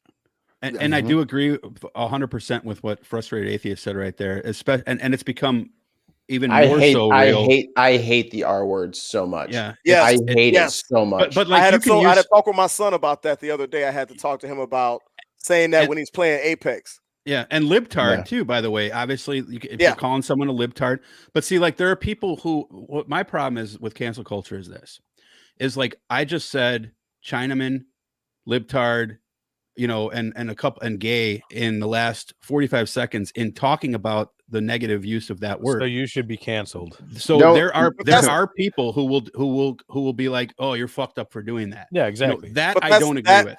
That I don't agree with that either. I think that's people who want to parse your language and not they're parsing your language in order to be harmful instead of taking the context and the nuance of what you're saying and and why you were saying what you were saying. That's different. Hold on. But that's having your cake. If you're telling me a story, and the N word is in that story, you still don't say that. You don't say that word. You know what I mean? Right. So and I want to get there. I try to get there with other words, but and I realize there's other words that I need to get there too. But it's a process though too, right? Like you don't just wake up one day and say, okay, I'm never saying FAG again. When I was like 25 when I made this decision, and I probably said it like 30 times after that because it's just instinct, but there's got to be consequences for it though too, because luckily for me, not instinct. That's a bad habit. I will say this: out of all those words, the one that always comes up as indefiably wrong is that N word. Yeah, like there is no like ifs, ands, or buts about it. Like even when people who want to say the word get caught saying the word, they don't. They almost never say, "Oh, I shouldn't have said that." They know they shouldn't have said that. Yeah. So the one guy made a really good point too. He said, "A woman can call another woman a bitch." Yes, and it's cool. Like that's like a black guy using the N word with the A at the end to another black guy. That's like you're my brother. We roll together. A girl can say that. That's my bitch. But if I say to you, you're a bitch, then I deserve the canceling. Go ahead, Herc. No, I was just going to bring up a story that, so like one of the places I used to work, we'd sit at the railroad tracks on break time, and it was me and two dudes that would always go out to the tracks, smoke cigarettes, at the time, and like the one dude was bitching about his girlfriend,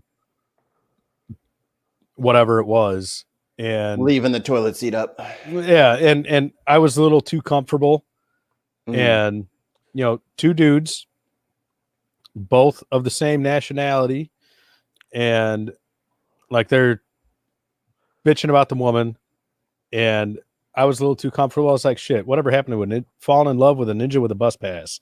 Although I didn't say ninja. Right. And did I feed you that word recently? Yeah, which and that's one thing. Like I don't like that either. We catch you though. I think that that's just a substitute getting an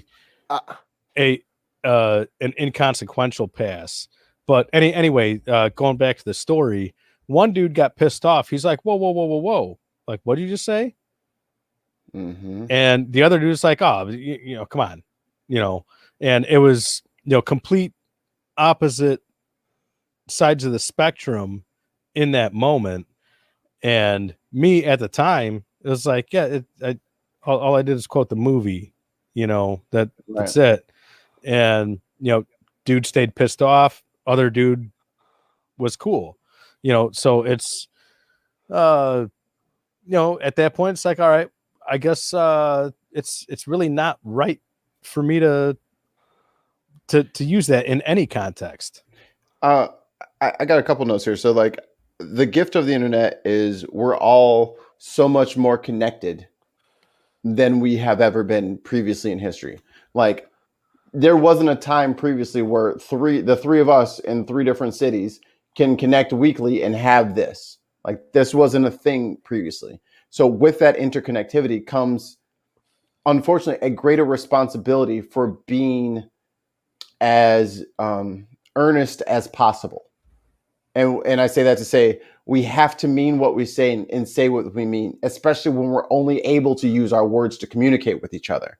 Yes. So I may not be able to fucking sit through an 18-hour podcast to catch the entire spectrum of how you said that. So whether it's in 18 hours or whether it's in 18 seconds, it has to mean the same.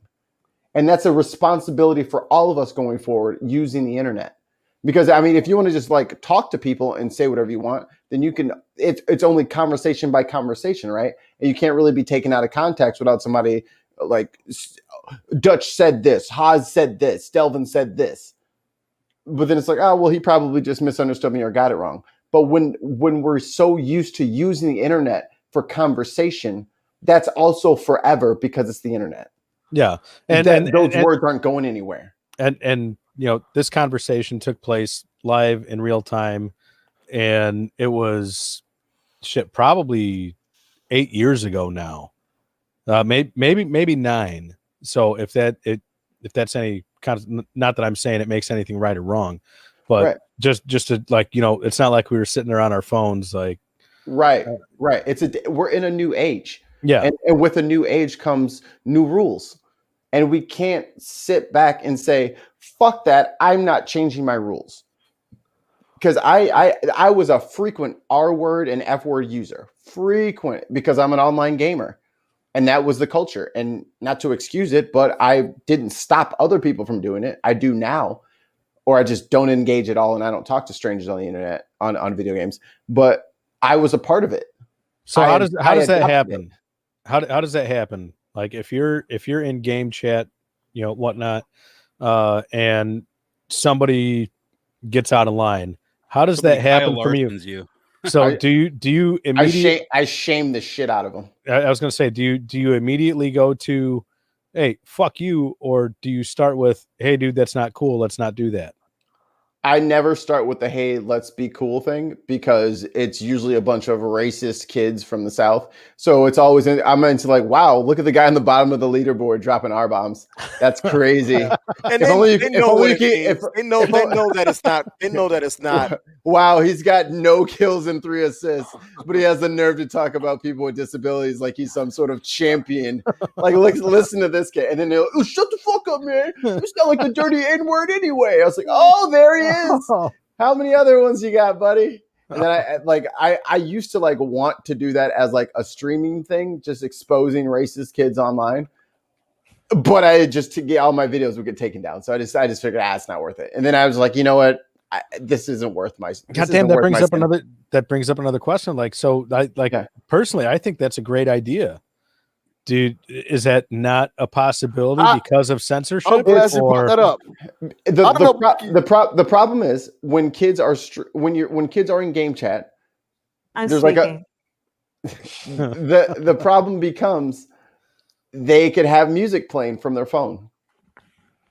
They could have they could get you in copyright issues by exposing the game chat. You know what I'm saying? So I'm not going to go back through and edit all of that. I'm not going to like play for 2 hours and then edit out all the music from the chat. You know what I'm saying? Like, yeah. Because if there's any music, if there's anything about kids or anything, the shit that people say on whenever people fucking tell me that fucking racism is done in America, I say, go into Call of Duty right now and go into game chat. Go in there right now. Just go. Don't even say anything. Just listen for 20 minutes and you will be fully assured that racism is alive and well. I have a question for you, Mikey, because you, out of all people, might remember this. Do you remember, I think it was last year or the year before last, the situation with Sky Jackson, where she outed all her like high school friends saying the N-word and stuff like that on Instagram, and she was putting up videos and pictures of them saying the N-word? Wow, I did not hear about that. Yeah, it was like who's Sky Jackson? She was on one of those Disney shows. Sounds familiar. Okay, yeah, okay.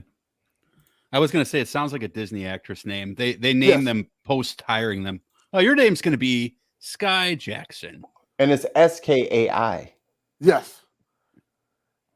Aggressive. She straight up went on Instagram outing all of her racist classmates.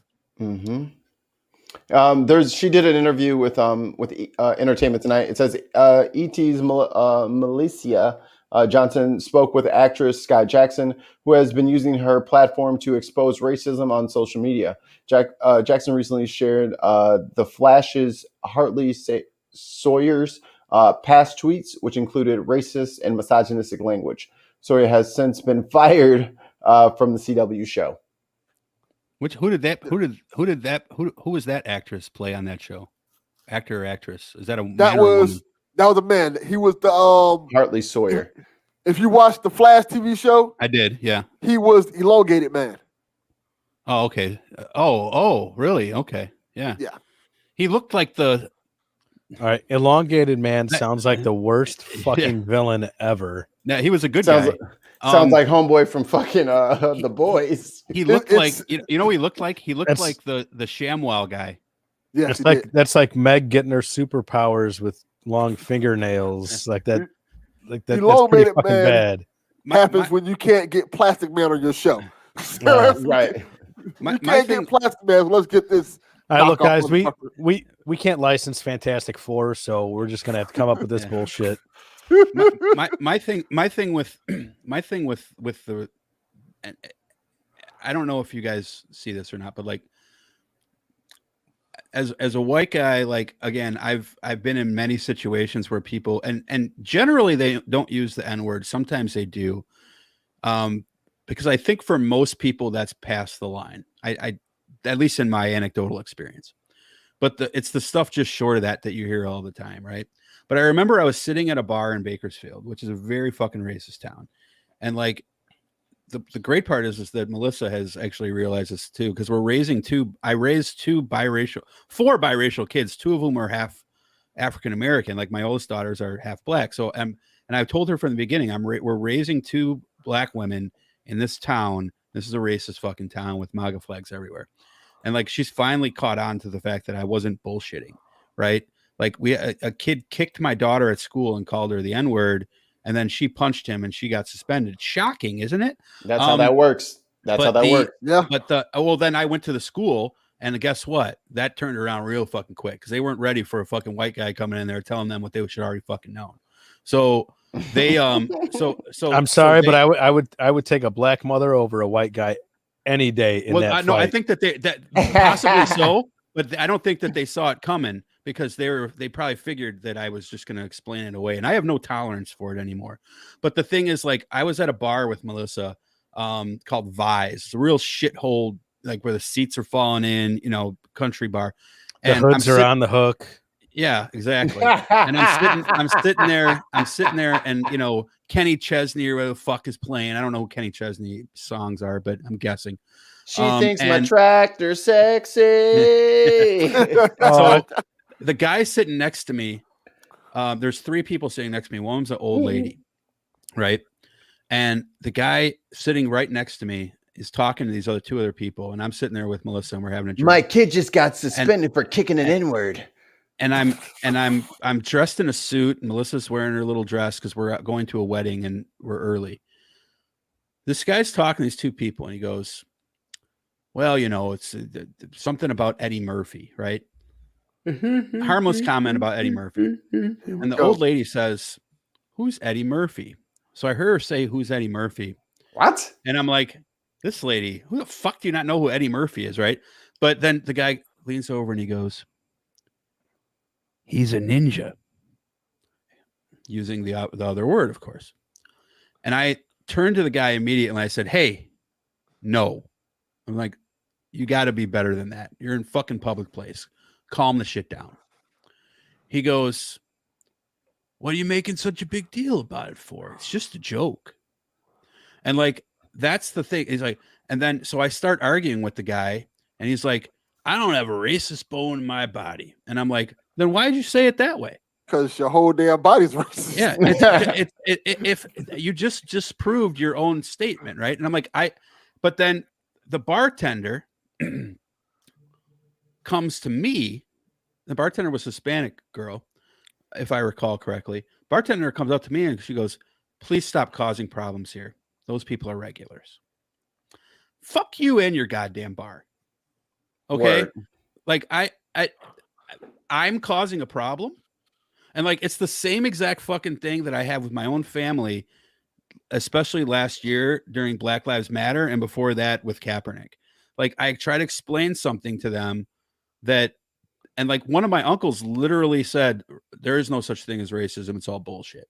And I'm like, you need to fucking educate yourself. And his son, my cousin, who's like 25, he hears his dad say that and he goes, right. Yeah.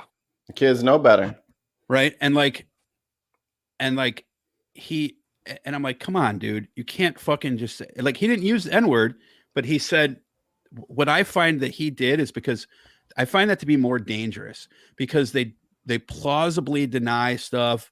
They justify things, you know, and like, I realized this on Facebook over the last 4 years of having these conversations that I'm not saying anything anymore.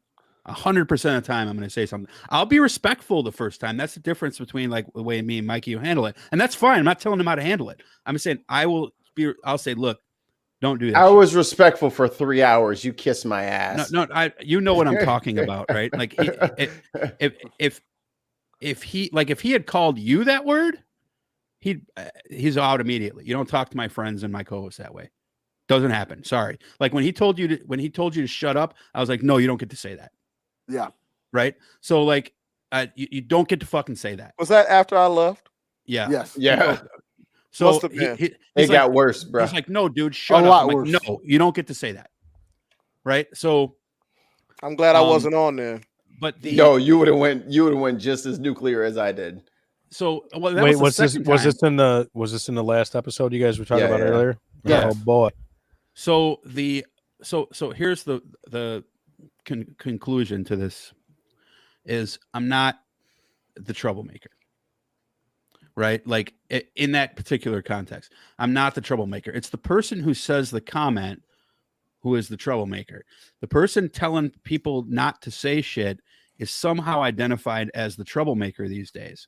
Right? Like I get told that because I'm explaining Kaepernick's situation, I'm just explaining it and saying this is why. All right, well, nobody wants to, you know, the anti-Kaepernick comment was fine, but you explaining it's not fine because they want to stay in their echo chamber. Well, no, that's I've spoken that plenty of times about Kaepernick, and it's more respectful to Neil than anything else. He got the advice. Thank you, Nate. Exactly correct, Nate. Thank you very much. And it's still bullshit. Like, well, why? Explain yourself. Why is it still bullshit? Because you've got nothing to stand on here. Like you've been presented the facts, you've been presented the reasoning behind the story behind. So why are you still sticking to this? Can I ask you a question, Delvin? Can I tell a quick? I'm gonna tell a quick story real quick. I'm speaking. When I was, I love her voice. I might have to unsnap her. I might have to unsnap her.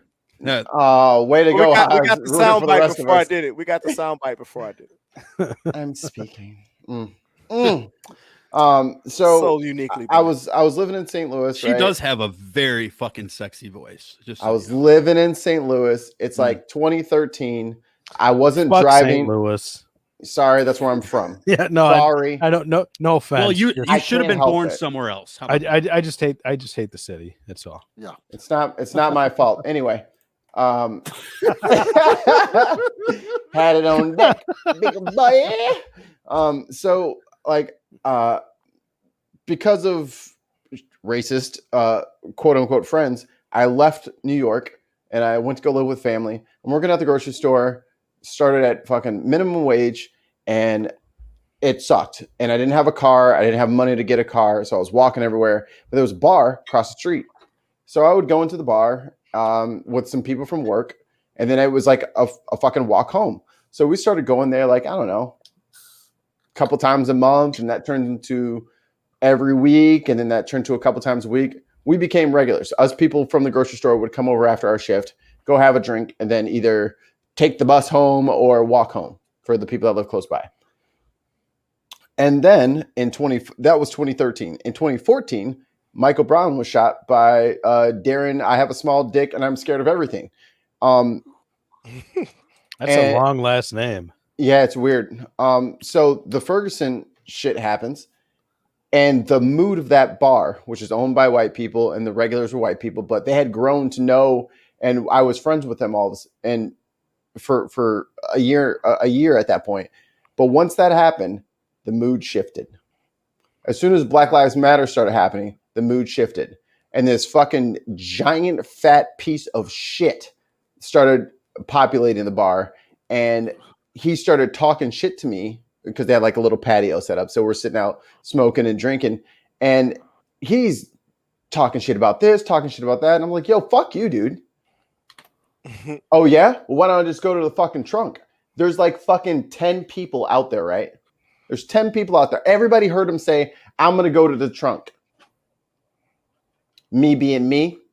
I said, you pudgy bastard, I'll put a row of Hershey Kisses around your trunk, and you won't be able to get to your fucking gun because your pudgy ass will be fighting with the rappers the whole time. Oh, you're not worth my time, blah, blah, blah. But they all heard him threaten to go get his gun and shoot me. And this was the place that I had been populating for at least a year at this point. And I knew everybody that was out there with me, and everyone told me to calm down. Of course. And then Shocking, I think, isn't it? and then later on that night, I think some N bombs came out, and I'm just like, you know what? Fuck that shit. And I left because I was with like my cousin and my sister on the night that he decided to wild out. Yeah. But here's the thing, man. They said, don't you ever go in there again because these country boys will get you. And that's the thing is like Ice Cube said, when your SKIN is your SIN, no matter what the situation is, for a lot of people, you're going to always be in the wrong because for them, your melanin content constitutes guilt over anything else. It's worse than that, Haas, because they already knew me. Everybody there already knew me. But they thought you were one of the good ones. But after the Black Lives Matter shit started popping up, then it became, why is he here? Of course. Of course. Yeah, and Delvin, I know we're getting kind of long here, but it is what That's what she said. Yeah, she did. She tells me that every Saturday night. But I do want to say one thing. That's nice. And then I want to ask Delvin a question, and then anybody else obviously can say whatever they want. I will say that I kind of changed an opinion. You know, I think that I still feel this way to a degree, but my opinion has softened a bit on some of the people that I heard talk about on your show, Delvin. The role of 90s, specifically 90s gangster rap in popularizing the word. And like, I think I made a comment like, you know, yeah, I think they have a lot of accountability to that. And, you know, maybe they say it wasn't made for me, but they took my money and I'm sure they cashed my check. And all that remains true. But after hearing other perspectives on that particular conversation, I think I'm willing to readjust that comment to a degree. Obviously I have some thought to do on it still, but you know, because of the diversity of the opinions and the way that people laid stuff out, I like to hear people's opinions that are different from mine, right? You know, especially in that type of conversation. So I appreciate that. But what I want to ask you though is a two-sided question. One, how did this experience make you grow? And two, what are your fucking thoughts on the N-word, Delvin? Okay, I can give you two. Well, you passing the buck to everybody else. Now, how you feel, partner? What voice was that? What's that? I think that was from what movie was that from? Where he calls partner, and then he beats him up. Was it Menace to Society? You're going to have to come correct, partner. He punches him in the face. Okay. The first question, let me answer that first.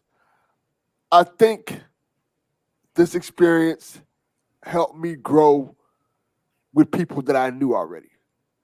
In terms of hearing the stories from each person made me get a clearer understanding from what they've been through and why they may feel the way they feel. And them seeing my reaction to their stories, whether on video or not, help them understand why the word is important. You get what I'm saying? Like there's moments that were recorded that I didn't air where some members cried. They're like, damn, like this is like it's fucked up that this word means so much to you and what you go through. And like I tried to be unbiased as possible with this. And I had a reason for doing this whole series, and I can tell you right now what the reason was. So I know we're wrapping up, but I think this puts a nice bow on it telling the story. So me and my son have a really good relationship. I talk to my son a lot about different things, and he's now 15 years old. So he comes to me and talks to me he comes to me one day, and we're having a conversation about his old school he used to go to because his mom is like this kind of, she's Hispanic. My son's part Hispanic. So she's kind of religious and stuff like that. She made him go to this like religious church school bullshit, right? Right. And I'm going to get why I say bullshit in a minute. So we ended up taking him out of the school because I didn't like the school and how everything went to school. I didn't feel like they was teaching him right. So he homeschools now and stuff like that, which is cool. But so I had a conversation with my son. He was like, you know, Dad, I never liked that school. I'm like, so why? Why you didn't like the school? Well, there's a lot of things that went on and stuff like that. And I found out about the N-word there. I'm like, what do you mean? See, I heard you talk about it on one of your podcasts, how the N-word is. This is before we even did this series and stuff like that. How the N-word is hurtful and things like that. And I wanted to talk to you about what happened to me. So my son tells me the story about how he's in this school, right? This is like I said, it's a church school, stuff like that. And the kids there are mostly Hispanic and white. He's part black, he's part Hispanic. Mm-hmm. But his skin tone is almost like a Spanish kid. He's very light skinned. So look at him, you can't tell he's black. Right. So these kids would come up to him every day and say the N-word. All the time. They'd say it to him. They say, what's up, my N-word? Stuff like that. Say the N-word all the time. He listens to an episode of the podcast with me talking about it. He finds out what it means. Right. He goes to school the next day. He's like, hey, we shouldn't be saying this. You know, and they're like, why? And they're like, why? We shouldn't be saying it. He's like, because it's not right. And you guys aren't black. Right. Well, why can you say it? He said, well, because my dad's black. My dad's black and I'm black. And I think he's like, it is offensive. So and then his kids, friends there are kind of bullying him about it. Like, yeah, but you're not really black and this and that. Mm-hmm. So my son does the responsible thing. And this is me finding out about this like this year. It tells his teacher. His teacher's response was, well, why are you saying it? Why does it even matter? This came from his teacher. I would have been Jason Dutch up in that damn parent-teacher conference. Now, I got him out that school for other reasons. I didn't know nothing about. I got him out that school for other reasons because I didn't know this happened. But when I heard this, my blood began to boil. Yeah, because that's your baby. Yeah, he's my son. And, you know, I know that even though my son doesn't look black, he's going to experience a lot of things from the black experience. His sister's my complexion. He experienced a lot of things. He sees what his dad goes through. He understands the black pain, the black struggle. So I want to do this podcast for him so when he gets older, even now, I made him listen to it now, like he can go listen to this and hear every perspective on the word and make his own value judgment with it. Yo, you deep, Delvin. You deep as hell. I appreciate we like you, man. Can I ask you a follow up to that before you move to the next question? And then we can go home. To all three of you, not Brian. I once saw a guy, a black dude I was friends with, who had a mixed girlfriend, and biracial. The abuse aside, she said the N-word. He told her not to say it. She said it again. He knocked her ass out. So obviously that part is wrong, way off the top. But the point is, he got mad enough because a girl who's half black, half white used that word.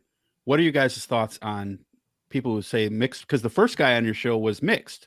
Biracial. Biracial.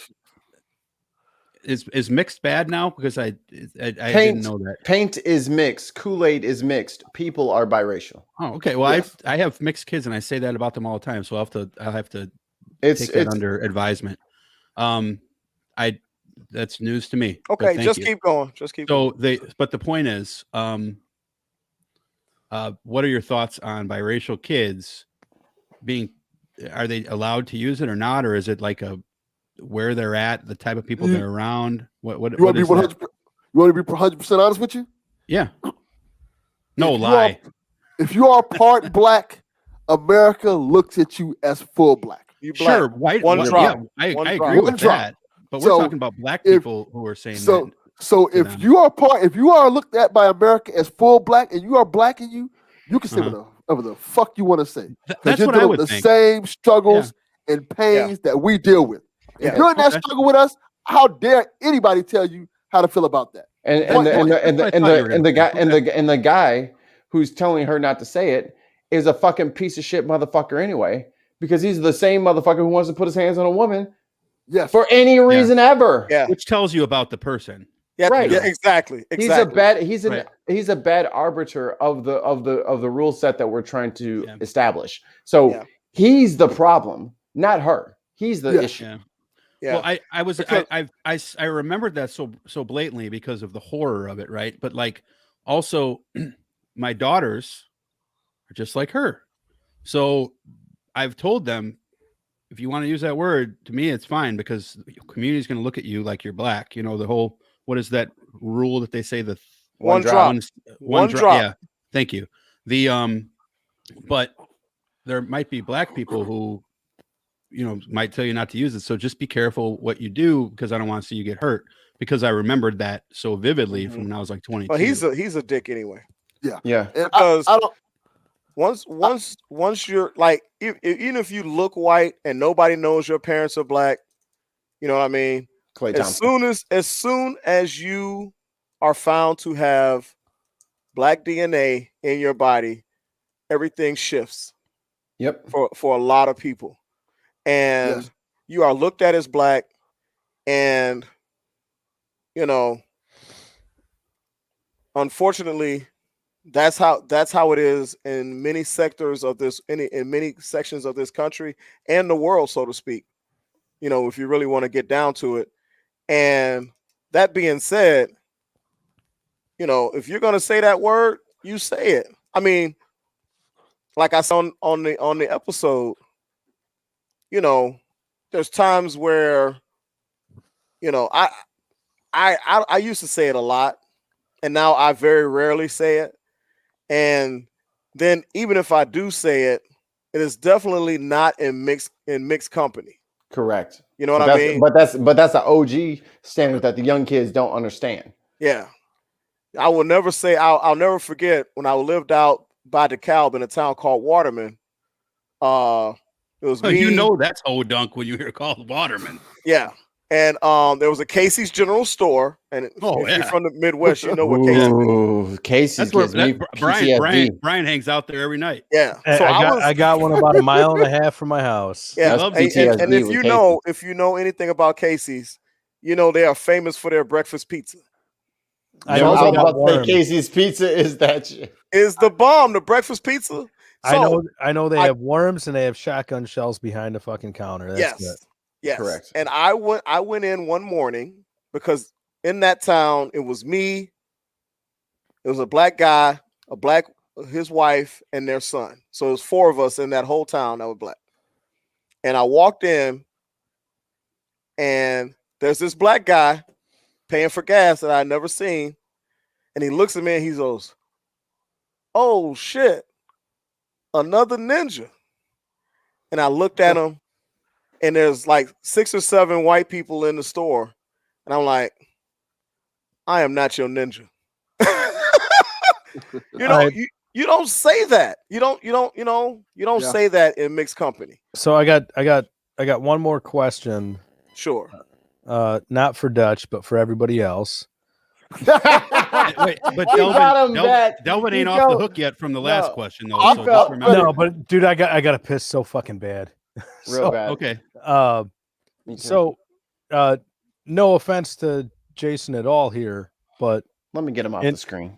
In reference to his topic on Delvin's show, he used the word ninja quite a bit.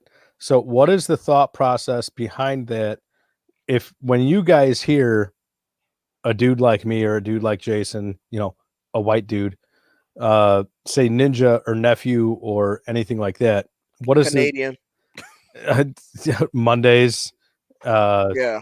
Like what is the thought process there? Like, is it all right? He's not saying the word, or is it all right?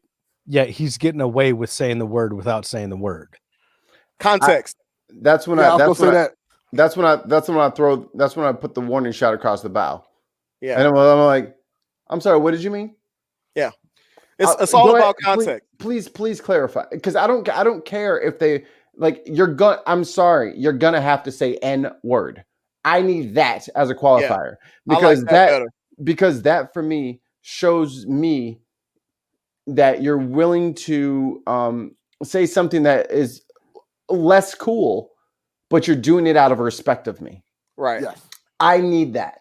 If I don't have that, then I can't. I'll take it for someone who is too lazy to be respectful. So to take it further, like you said, no, I got to hear the word. I got to hear N word. Right. How about just instead of ninja, nephew, N word, anything like, hey, yeah, this dude I know over here, or yeah, my buddy over there. Isn't that better? Not using any alliterative of the N-word is better. Yeah. Just saying that dude perfectly conveys the point that you're trying to make. I don't need you to try to ninja me. No, that's the dude. You know what I'm saying? Like, you just say the dude. I don't need you to try to relate to me, because that's another thing that we don't really have time for. But I don't try to buddy me, because I know, like, when I walk into like a corporate atmosphere, or if I'm doing IT help for somebody, or I'm doing something, hey, what is up, brother? And I'm like, okay. Do you say that? Do you say that to everybody that walks in here, or just me? So that that kind of leads to my point of, all right, so at work you're talking about somebody like, yeah, the dude over there. Yeah, which dude? There's 7 dudes. The one with the beard. Yeah, there's 3 dudes with a beard. The black dude. Yeah, it's the black dude, man. The black dude doesn't offend me though. Black dude works. Right. I and I say that to people all the time. They're like, "Oh, that manager, he's the he's got glasses. He has a ponytail. The black one. Like, I'm not offended by being called black. I know I'm black. That's not offensive to me. It's not a slur to be black to me.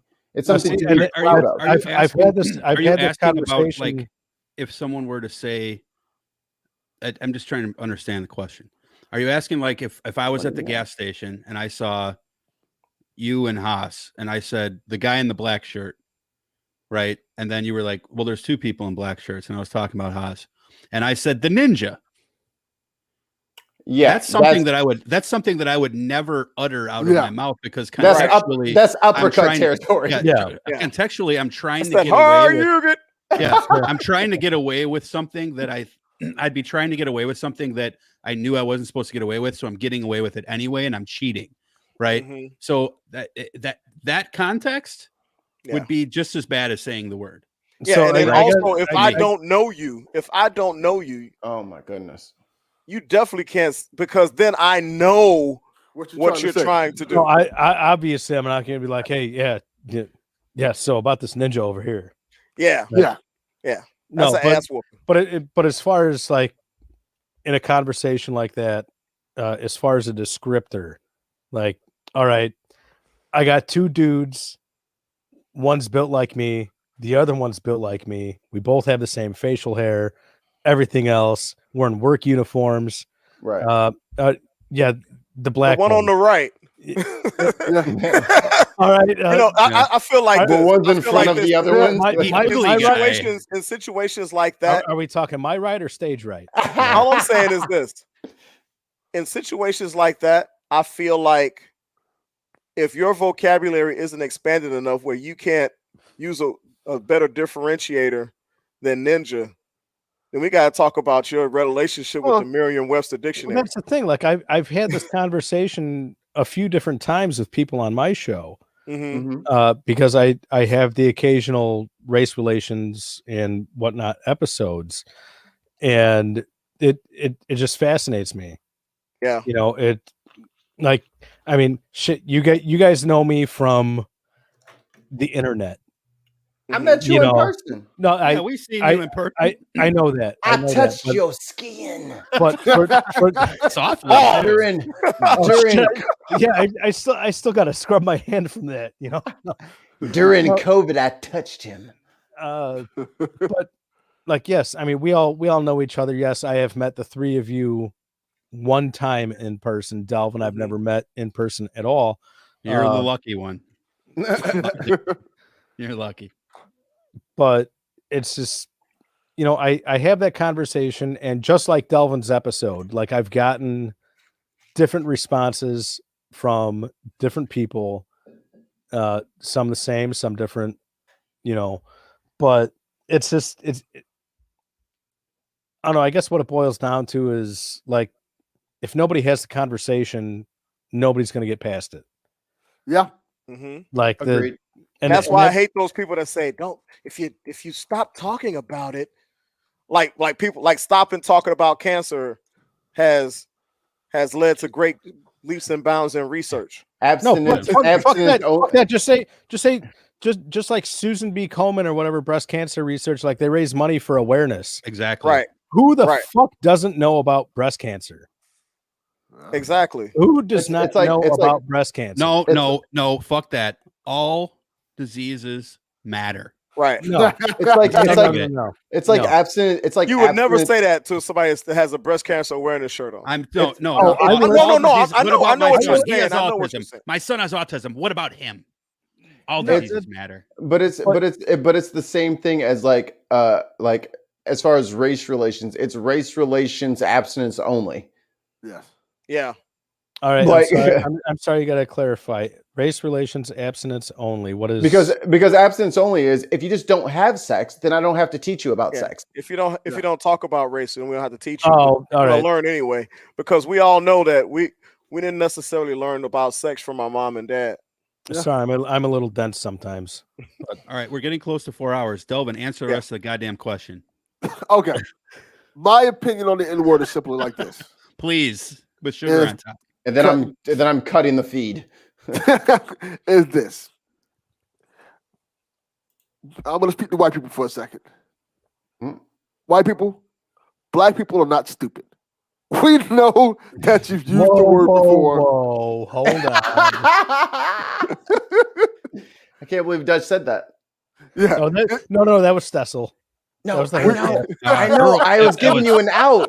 It was Emmett Tucker said that. I'm not looking for an out. I think, but my point is this. We know that white people have used the word before. History books have shown us that white people have used the word before. We know that there are white people who like to sing along with the rap songs, stuff like that. The key to this whole thing is respect. Word. You have to show respect when you're around black people. And my advice, because I can't make we as black people know we can't make white people not say the word. Right. But my advice to white people is take it out of your vocabulary. Take it out of your vernacular. Because you may slip up and say that word to the wrong black person. And once that happens, they're not responsible for what they do. I look at it like this. Freedom, you're allowed to say whatever you want to say. This is America. It's a free country. But on that same note, people are allowed to react however they want to react to what you say. Freedom of speech is not freedom from consequences. LeVar Burton. And you might catch a freaking lead infection or a knuckles. Habitually, he's a habitual line stepper. And I think we're not going to let anybody else talk. Thanks everybody for checking us out in the chat. We love you guys. Make sure you guys go. Herfcast. Make sure you guys go subscribe to the Herfcast on your favorite shows. To the on your favorite podcatcher. It's there right now. And the Delvin Cox Experience. And also please visit www.patreon.com/digonamerica so we can get more money so we can buy cigars for Haas. Hey, Facts. yes. Make sure you put it in the notes on the Patreon donation. I'm not for Haas. I'm not going to read that note. I'm going to just put that straight into my fucking Bitcoin mine. So for Big Haas, for Mikey Famine, and for Jason Dutch, and our two lovely guests, thank you guys so much for hanging out with us, and we will see you later. Later.